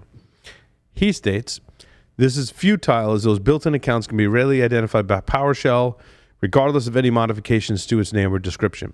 This has been true since the beginning of time. Sure. This has been a recommendation from Windows NT days. I want to say this is not a new recommendation. This is like renaming your root account in Linux or Unix, right? And thinking someone's just not going to look for whatever UID 0 is. This is exactly the same thing. Right. So he's like, don't bother doing that. It's like some of these are don't bother doing that because it doesn't increase the security and it could have other potentially negative consequences. All right, so this one I'd like to throw some back, and I wish Tyler was here, because the example here is that the PowerShell to identify the administrator level accounts is a PowerShell for get local user, meaning you're already on the system. So you could just there's a number of ways to shit. But what if you don't have access to the system and you're remote and you're trying to do stuff to find that RID 500 level account and you start using administrator and it doesn't work? Right. Well, now maybe you have a little bit more of a black box. And I think the answer is moot here in that instead of referencing the administrator account, you're referencing the RID 500 account regardless. Right. But I mean, also doesn't Bloodhound enumerate? It does a bunch of that stuff as well. I mean, through various different means. But again, you need to have some level of access. Correct. Access. Yeah. So that's a whole topic for probably a whole separate segment. Is the nature of the severity of vulnerabilities and the frailty of best practices or benchmarks. But the assumptions that go into what it takes to actually exploit it, like already having access, that's kind of a big deal. Well, there's a I don't. What I'm looking at this and okay, so obviously I live in a world based on benchmarks and security configurations, but we don't just take the out of the box and employ it. We have to make sure it meets various requirements, including usability. For example, he's disabling Windows Hello, and I would disable Windows Hello because we're supposed to be set up as smart card required, not password. So I wouldn't allow it. But it has nothing to do with the security of Windows Hello. It has to do with our environment. Some of these things, so you don't. If you blindly apply a benchmark, you're going to get really bad results. You really need to know what it's doing. And what your environment requires. Agreed. And I think that's what he's saying here, Lee, right? And just trying to point out specific examples and again, not every of his rebuttals are for everyone either, because his rebuttals are essentially a new benchmark or standard, and it may not apply to everyone. But the lesson here is exactly as you articulated, that you just can't blindly take mostly CIS and the STIGs, right, as gospel and say, I got to do everything in there. You customize it for your environment. And now I'm reading, but that and I'm reading through this the one, Lee, that you mentioned, the disabling Windows Hello pin and using traditional passwords instead. I think based on the comments here that it was largely that clearly Windows Hello was intended for standalone devices and not domain joined computers. Right. And they, Microsoft even says this, from what I'm reading here, 1,000 ways to Sunday, and that Hello is disabled when it's domain joined. So when they're saying disable Windows Hello for domain joined computers, it's kind of redundant. And he's the person here, Hotcake X, is kind of like, it's incompatible. It's erroneous and kind of nonsensical because of that. Yet then Microsoft has an article from earlier this year that says why a PIN is better than an online password. That face Larry's making. I was having that same face a minute ago. Yeah, what the hell? But this is a huge problem, and I run into this all the time in the PCI world, because the requirement in PCI is to have configuration standards, hardening standards that are based on industry accepted guidelines, and CIS benchmarks are what I see more often than not. And the problem is, the CIS benchmarks, we're arguing the nuance of the efficacy, is that the right word? Efficacy of any of the specific things that CIS recommends, and where I absolutely agree. It requires somebody to have context to put it into your environment and put it into your operation, and kind of makes, does this make sense for us after all? But nobody does that, because there's so few organizations that have people that have a Brent, to quote Phoenix Projects, that know enough about what's going on to be able to say, yeah, that one makes sense, we should do that one. No, that one doesn't make sense, we shouldn't do that one. Or we should do that one, but maybe with a slight tweak. And I think that's a problem in our industry as a whole, at least in the private sector, is the lack of enough people that have that knowledge to be able to make those kind of nuanced decisions. And there's not a good way to go out to a third party or consultant or some sort of automated tool or anything that's going to make the right call in any instance. So, we're left as assessors, myself, to say, okay, you're using the CIS benchmarks. I'm going to push you a little bit on how much are you applying it, how much are you trying to figure out what's relevant and what's not, and that's one element.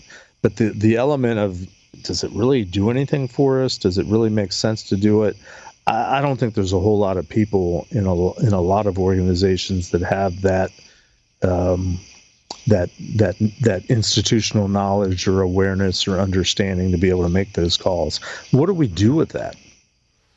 Yeah, it's hard. It's hard to have a universal hardening guide. And the author of this article also has a hardened Windows security PowerShell script that goes into hardens Windows, right? But it hardens Windows to whatever the author defined as hardening Windows, which may or may not apply to any given environment. Works for this person, and awesome that he put it out there, or he or she or whatever, this person put it out there and is making it available to the public. But every organization's going to be different in terms of what settings you put in your Windows environment. Lee, you've already given examples to that, so you basically have to come up with your own. I mean, there's no shortcut. Like, if there was one universal PowerShell script we could run to harden Windows, we'd all be running it, but it doesn't work like that. Yes. Right. Unfortunately. But that doesn't mean you can't take this, guys, and tweak it to meet your needs instead of starting with zero. Correct. I mean, that's what we all do. We don't start at the starting line. We start with something we think is going to be close and then tweak it. Yep. Just like ChatGPT. Well, so it basically asks the question is, given that you don't have maybe the background and the knowledge and the time and the resources, is it okay to use a benchmark per se overall? Even though if you go with a recommendation and a benchmark, as we're talking about here, that really doesn't do it for you, or it really doesn't work. But most organizations aren't going to do that. Is it okay to use a benchmark like a CIS benchmark as a foundation? Yes or no? Yes. Yeah, I think the answer has to be yes. And you should test it before you roll it out everywhere. With real use cases for your organization. Yeah, and that's it's intended to be generally fine, but there's things they've decided aren't okay that you may not think are not okay. Right. And it's a slow rollout too. You should in my experience, regardless of the operating system, actually, when you apply any kind of hardening, break it up into several different phases, right? You have to manually go through everything and go, all right, first pass, I'm going to do these 5 configuration changes. I'm going to roll those out to a small number of, servers, workstations, whatever, see how it goes. Okay, monitor. Then go into the next phase, and you kind of chip away at it, and you're going to run into ones, and you go, "Oh, that totally borked something." That's a technical term. I need to back that out, right? And have a facility for backing this out, and then continue to march forward, and then go, all right, the ones I had to back out. Now we have a decision to make. Do we accept the risk, or do we find some other way to implement this control, or do we find a better way to monitor for it and make it not as impactful? Good, Jeff? We good there? Did I cover all the bases, use right terminology? No, yes, you did, but there's very few organizations that have the maturity and the resources to be able to do that. It is very resource intensive. I completely agree. It is. It's a pain in the butt. But there's another thing out there too, and that is with when I first started working with benchmarks and putting them on Windows, you pretty much had a security config file that you had to drop on every node for it to be configured.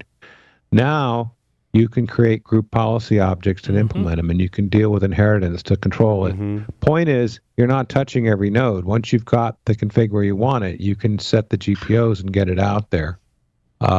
And then you get a monitor for drift. I mean, now we're just delving into complete configuration management, which is, again, hard. It's gotten easier. That was my whole point. But as you know, Lee, like, you got a monitor for drift. Like, then you got to have a facility to go, which ones are not in compliance with my configuration and which ones are. So you have to audit your configuration.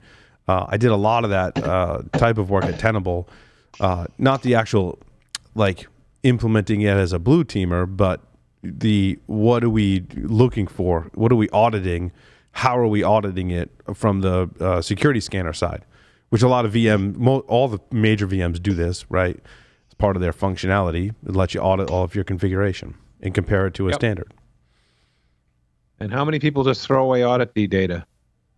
Or you can just Well, then there's the monitoring of the actual logs as it's running, and go, well, that condition should never exist because the configuration should make that not possible, but here it's possible. And then there's the monitoring of the actual configuration. Like, are all 10,000 Windows devices in my environment conformant to my configuration policy?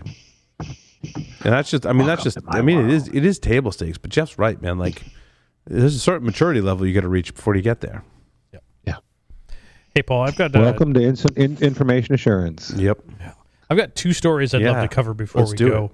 Oh, please. One of them is a carryover from last week. The other one, whatever. But before we do that, a little moment of humor. If you're playing along at home for the Security Weekly drinking game, now PCI. If you're drinking on PCI, I think you're drunk. Anytime Jeff says we've already included PCI, cryptography, NSA, the PIT, or encoding, we now need to add the Phoenix Project and Brent to that list.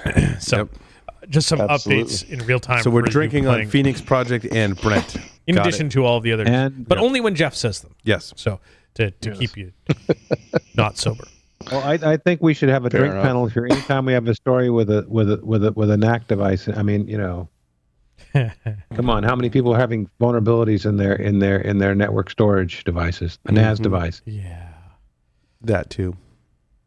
So which are your two stories? Tunnelcrack or the $70 spoofing device? So what? Yeah, well, if we do the one carryover from last week, the $70 device can spoof an Apple device, and trick you into sharing your password.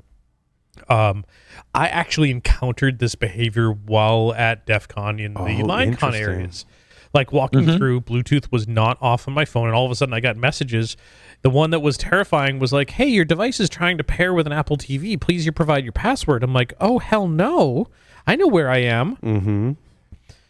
So it's effectively a Raspberry Pi that sends a bunch of Bluetooth low energy messages out into the air to highly indicate that maybe when you're turning Bluetooth low energy off on your iPhone, it's not really turning it off. Yep. And the heavy utilization of Bluetooth low energy in the Apple ecosystem. We've already seen some of that evolution for something like the AirTags and a bunch of other stuff with the BLEE utilities. But this one is interesting in that the researcher Jay Box was able to figure out a whole bunch of the other messaging to trigger pop-ups on a bunch of other devices being sent from his Raspberry Pi with a Bluetooth adapter. The one that, and part of the reason why I want to bring this up is I cannot find this code anywhere or any other discussion other than a very small thread on Mastodon from Jay. And that I'd love to see some more of this because I'd like to play with it. And I'd love to see the source code and be able to compile it on my own devices and help contribute to some of the messages. Specifically, Jay indicated that his device just sent the broadcast, the beacon. Yeah, I was going to say he wasn't collecting the passwords. He wasn't collecting data, but I wonder how easy it would be to start collecting responses to some of these. Not that I want to use it for evil, but I wonder what the possibility is so that we can help start educating other users in enterprise and other folks' places to figure this stuff out. Yeah. So, hey, I'd love to know more. Please go bug Jay and see if he releases it. I heard something in the Mastodon thread about I can't wait to see the talk. Great, yeah, see the talk. Let's get me source code first. I'd love to self-serving interest. I want to talk about it as a case study in the wireless class. I'm waiting for you to come up with your own implementation, Larry. Yeah, I know you're gonna. It's not enough hours in the day, and it's already been done. I didn't say there was time. Right? There's not going to be time. You have teenagers. Yeah, teenagers and a new dog and 2 sans classes and a podcast and a day job and TP-Link smart bulbs? Nope, that wasn't the other one. Oh. My story. By the way, Go ahead, Lee. I was going to say, you reminded me of one of these cool swag items I got at Black Hat. Oh, yeah. Wow, you got an AirTag as a swag item? Yes. Man, how much of your data and purchasing power did you have to give up for that? I had to sign up for the CISO Summit at Black Hat. Oh, okay, got it. They gave me like a shit ton of stuff. It was a full backpack. Nice. Yeah, including a couple of Yetis of different formats and other things. It was kind of cool. Nice. I got to dig up. Most of it came home. I got to dig up one of my AirTags that I used for research to put it on the dog.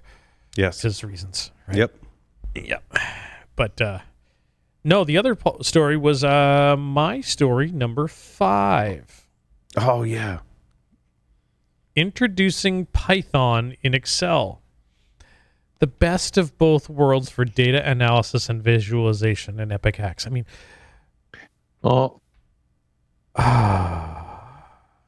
if your job, hell yeah, but I'm wondering, is it? Now, I mean, this looks really cool, but I'm wondering if it's a fairly narrow user base that would actually use it. I don't know. I mean, but how many people know Python that are now potentially going into some data visualization? I mean, arguably, there's probably a lot. Well, but would they be using Excel in that case, or would they be writing apps and stuff that are talking against data lakes, data warehouses? Fill in the acronym. But I mean, I think it's really cool. I mean, agreed. I still think they should have called it Python in the sheets, because it's like a triple. It's like a triple entendre. Is that what you would call it? Because it could mean like a male body part in an actual bed with sheets, or it could mean a snake in your like bed. Snakes on a plane, snakes in the bed. Or it could mean like the programming language in Excel. Yeah. Now, as I'm reading through some of this, I mean, all right, Python in Excel. Their comment was, we're partnering with Anaconda. Jokes just write themselves, Paul. Oh my God. And my Anaconda don't want none unless you got Excel, hon. A leading enterprise-grade Python repository. Python in Excel leverages Anaconda distribution for Python running in Azure. Yeah, using Excel's built-in connectors and Power Query, you can easily bring external data into Python in Excel workflows. That's I'm arguing that's not easy. That's actually a big deal. It is cool. A big deal, but I'm arguing, Lee, that it's not easy. Oh, I didn't say easy. Okay, but the article said easy, which is what I'm questioning, right? Yeah. Yep. So, well, I mean, clearly this is like O365, Office Azure, in the Azure environment. So my initial knee-jerk reaction was like, holy crap, they're putting Python in Excel on our desktop, and all I need to do is send an Excel file to Paul, and he's going to open it with his local copy of Microsoft Excel, and Epic Hacks will ensue. Yeah, it doesn't seem like that. Python running in Azure, which it includes pandas for data manipulation, which also like it's not really. Oh, so here's a question. You know how with Word documents we're used to having macros disabled? Are we now going to have a setting for disabling Python from unknown sources? It's a good question. Right. Because it is, you can do a lot of stuff in Python. Yep. You certainly can. Yeah. I want to play with it, damn it. You want to play with your Python? Did I just say that out loud? That too. in the sheets. Did I just say that out loud? Good God. Just quick tunnel That's crack. a cool story. Thank you. Tunnel crack? Tunnel crack. Widespread design flaws in VPN clients. Yeah. I've seen some buzz about how VPN clients really don't protect you. I mean, I think I've kind of been in that. They that do. camp They too. do protect you, but Lee, But Yeah. It's the but. I mean, it's always the local net attack. I mean, you can set up a VPN so that the only services can be accessed are what's going through the VPN. Nothing on the local network is available. no split tunnel. And the problem is it sucks for the users because they can't print, they can't access file servers, they can't do anything on their local network. Yep. So the attack looked really cool. I mean, they basically lie about where services are, putting them all on the local network so that they're not running through the VPN, and you can man in the middle and go to town. I mean, it's pretty cool. But I think they're talking about the more consumer VPNs, like Express VPN, Proton VPN, NordVPN, that kind of style VPN. Where we're not talking Tor or something like that. Well, no. I mean, these are essentially glorified Tor. These protected, the protected VPN tunnel is just so your traffic is encrypted from your laptop to some VPN provider on the internet, and they're basically proxying your traffic for you. And the protection is more for a privacy thing that your ISP can't snoop on you. There's also some protection that if someone is sniffing that, yes, your traffic is encrypted, but it also leaks some other data. We've seen a lot of these services fall victim to, like, your DNS is still, DNS requests are still going out in the clear, potentially, and things like that. So unless the server switches all your DNS requests to go over the VPN, which you can do with a commercial. I mean, the main difference is, the VPN terminating in your air quotes data center versus terminating, somewhere else through the a third party, the VPN apps you can buy like Tor, right? Or you know what I mean. But they have the same risks. Yeah. Based on reading the paper here from Matthew Van Oof, who I highly respect because he's broken a whole bunch of stuff, and Matthew Van Oof and team, I will add. One of the attack relies on being able to manipulate a DNS server or spoof a DNS server. So you're effectively redirecting DNS.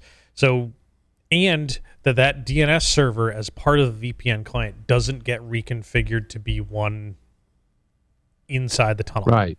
Mm-hmm. So you stand up a tunnel, your DNS server gets rewritten by the tunnel to one over the tunnel. Mm-hmm. Then you wouldn't be vulnerable. But what they found is that so many of the VPN clients don't update the VPN and continue to use your local DNS. Local DNS it's server. DNS. Right. It's always DNS. It's always DNS until it's DNS. Right. And reality is, with a corporate VPN, because you've got to provide access to internal clients, you're going to do that because you have non-published DNS names you have to access. Where if you're just buying a commercial VPN, the assumption is everything's already public, so you leave the VPN settings, the DNS settings alone on the client, right? I mean, that's the way I'm thinking about it. Right. Yeah, it's a very similar scenario.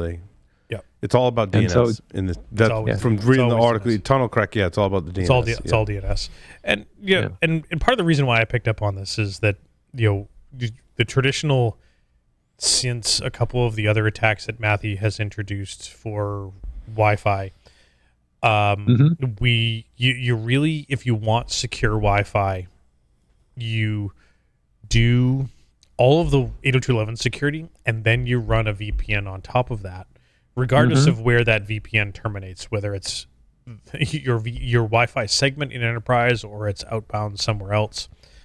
And this is, that was the solution. Like, Matthew broke everything else, so he run a VPN. And now Matthew's breaking that solution too. Right. Like, God damn it, stop. Way to go. So think about all of those considerations. Take recommendations with a grain of salt and think about what the configuration actually means in some of these cases. Well, now change the way back to machine to think about a world where you're using per app VPNs.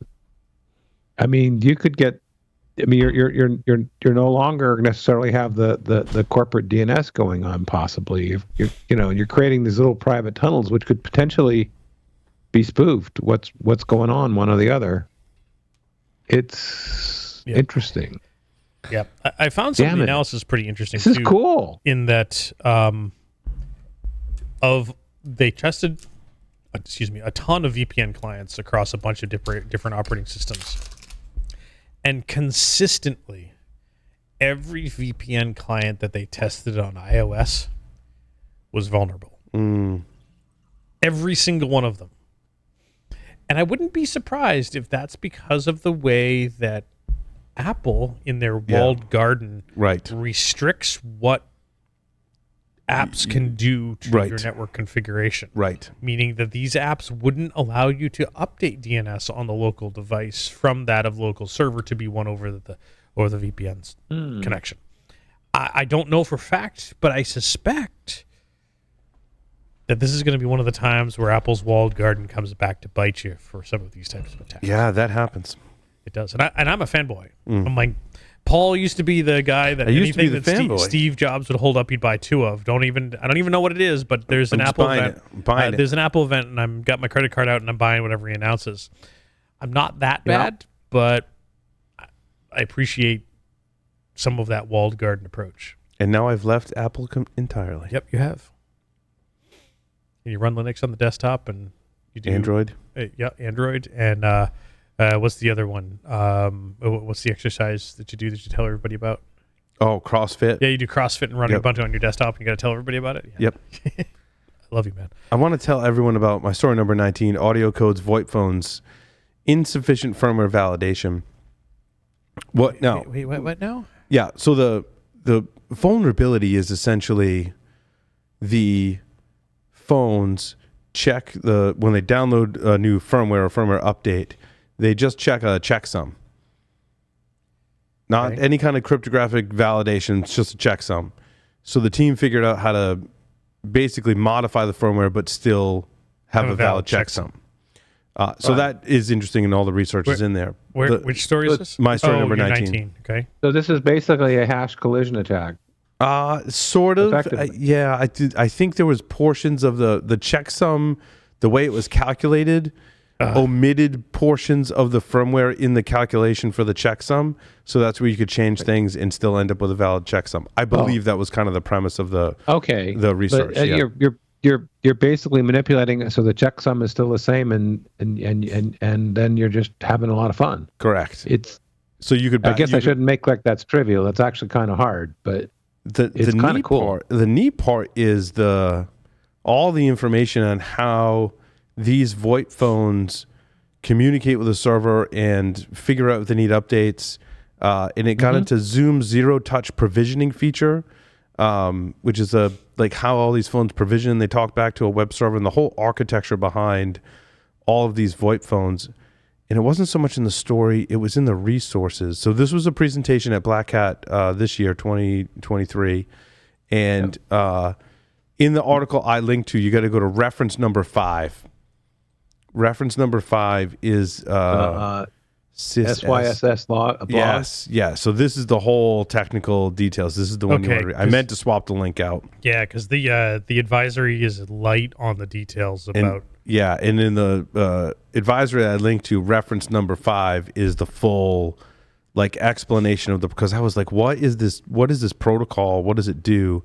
And so zero touch phone, abusing Zoom zero touch provisioning for remote attacks on desk phones. This was the more interesting research on this. Okay, see, when the original article you had is like, it's a VoIP phone. I'm like, yeah, great, it's a VoIP phone. And then they said, it's a Zoom phone that you can...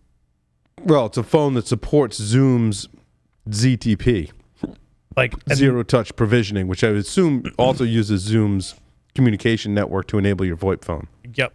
So now you grab my interest. Yeah. So it talks about how ZTP, a 6-step process for how ZTP works, which is, I won't read it all, but yeah, it's crazy how it all works. And then they go into elaborate detail about how devices are assigned, and how to backdoor the firmware, how passwords are encrypted but not really.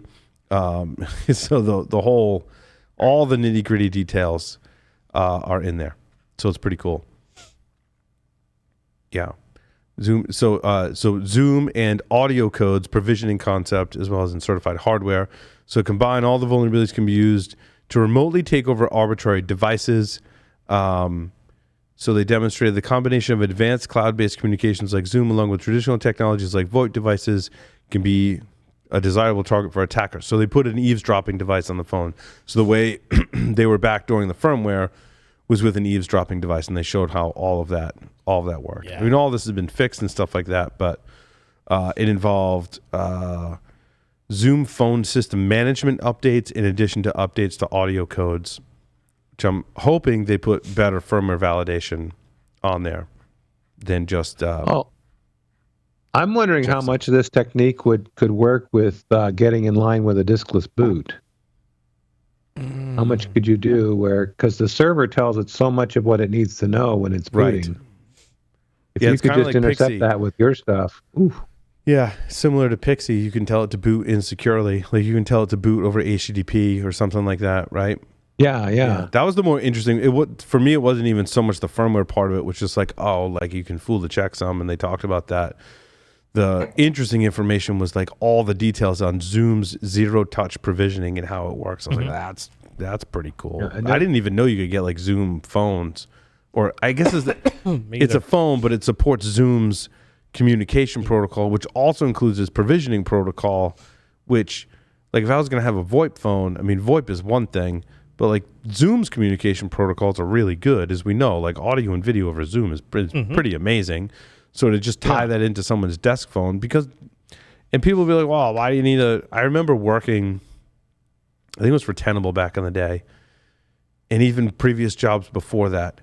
The most amazing thing was if I could have a physical phone that was connected via VoIP, over the VPN, people could call my extension as if I was in the office at my desk. Yeah. So we all had a way to communicate by extension that was only internal and we could get external calls from it too. We had external phone numbers, and it would basically ring your phone, which, looking back on it, like, we all had cell phones back then at this time too. Right. So that was it was kind of in that weird time when we were still kind of tied to traditional telephony kind of things.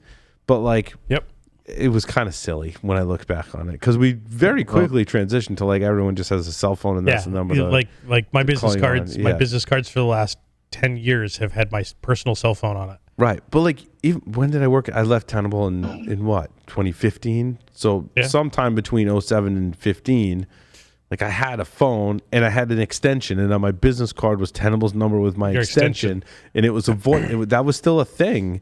Back then. But I think today the use case is largely you're in some kind of support role for the organization. And you take calls on that. You don't want to be taking support calls on your cell phone, right? Like you don't want to call up some organization for support or whatever and route to someone's cell. I mean, maybe that does exist. Maybe they do some kind of call routing where it goes to someone's cell phone, but usually there's a soft phone, or in this case, like a physical phone that when you're on call during your hours, that's where your phone. And again, COVID changed a lot of this, and we still do this stuff. Like my wife called our medical insurance company today, and the agent that she got, she said, I could tell she was working from home because I could hear her kids talking in the background. Yeah. I'm like, but she has probably a VoIP phone of some kind. Yeah. And it probably didn't go to her cell phone, right? Right. It went to a company-controlled phone. Right. Over Zoom. I remember when VoIP was first starting to appear, and the what they called single number reach or anywhere reach, whatever, started coming out. And in fact, I still use it today. My work number is no longer associated with a physical VoIP phone. It just goes to the soft phone, but it also rings my work cell phone. Right. And in fact, if I make a call from that to a work number, they think I'm calling from my extension. Right. Or I can use the VoIP app on it. Yeah. But then I don't give anybody my mobile number. I give them one number and they can reach me. Dude, it's funny you say that, Lee. I tested that. What also makes me think of this is in early 2000s, I think it was it was like year 2000 or 2001. We like beta tested this program because back in that time, you went to you had a desk you went to in a corporation and you had a phone and that was your extension. And they tested it with the network and security teams because oftentimes we were, as you ever worked in a network group, right? You were at another building, you were in a server closet. Yep. Like you weren't, sometimes you weren't at your desk because you were doing your job, but it revolved around you being in another part of the building. And so they gave you a cell phone, and when someone called your desk extension, that phone rang as well. Yeah. And that was like the coolest thing. I was like, oh my God. Oh my God, they can find me anywhere. They can find me They anywhere. can ring me anywhere. Like, you ring my extension and my work issued cell phone rings wherever I am. I'm like, that's really awesome. cool. But they actually turned off the program because it was so expensive back in the day. Well, because to think about it, 20 plus years ago, it was expensive. It was expensive. Cell phone was expensive. It was expensive. Yeah. Yeah. Well, yeah. Now And today, basically, you have the same we thing. had the cell phone guys that had cell phones with two lines on them, a work line and a personal line. Right. Good Lord. And that was unusual. Yep. Oh, well, those are the days. We're old farts, aren't we? That's it. Yes, now it's all void. This Zoom article is cool. Yeah. Unfortunately, I mean, arguably, Paul, you put the link to quote the advisory, which is a SYSS advisory. It's not even a CVE or anything of the like. But yeah, that advisory was, I'm going to say it's crap. That you have to go to the detailed blog post to get the details. Like, that shit should be in an advisory. Come on, guys. We've been doing advisories. Yeah, it was kind of weird. A long time. They did issue a PGP signed advisory like you would see on your full disclosure list or whatever, right? Yep. It kind of reads in that plain text kind of format. So yeah. So did you guys catch my story number 2 about the Chrome extension change? No. So Chrome is going to be proactively active noting users when an extension they're installed is no longer on the web store, specifically when it's been unpublished, it's been taken down for a violation of policy, or marked as malware.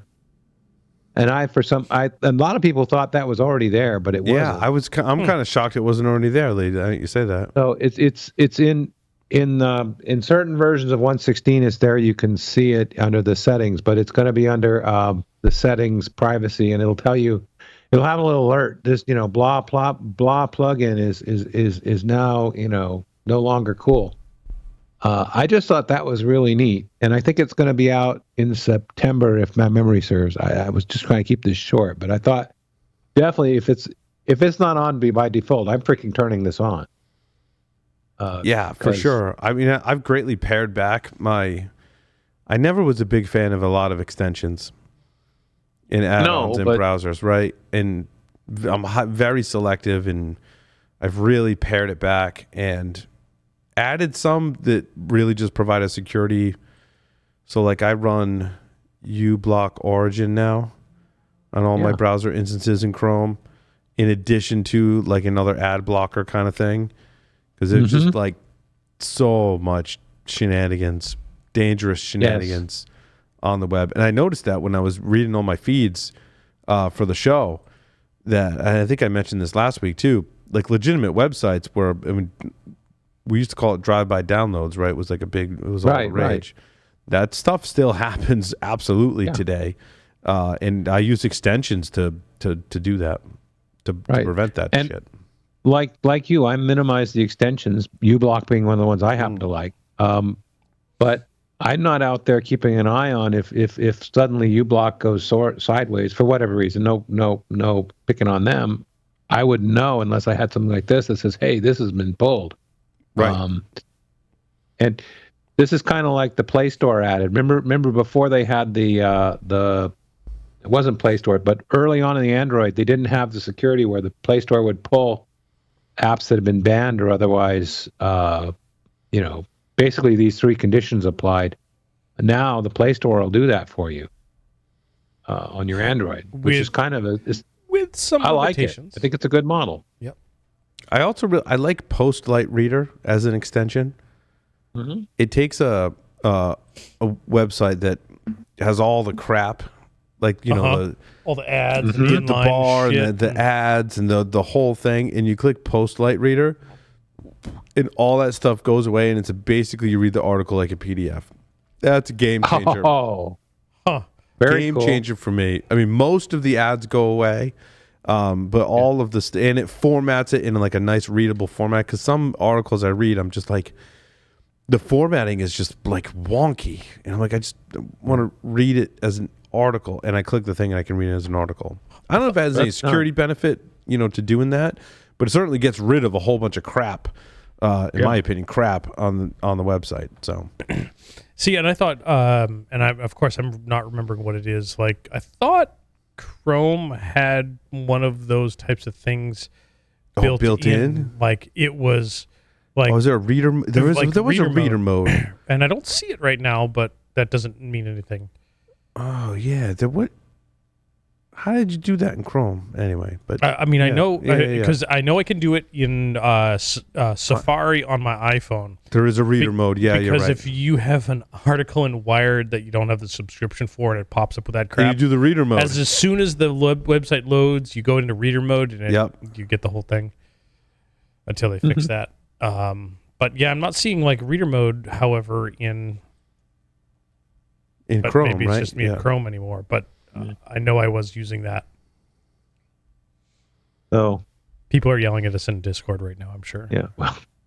Well, and moving on to my number 6 about LinkedIn. Did you know they're doing a bunch of LinkedIn account hijacking?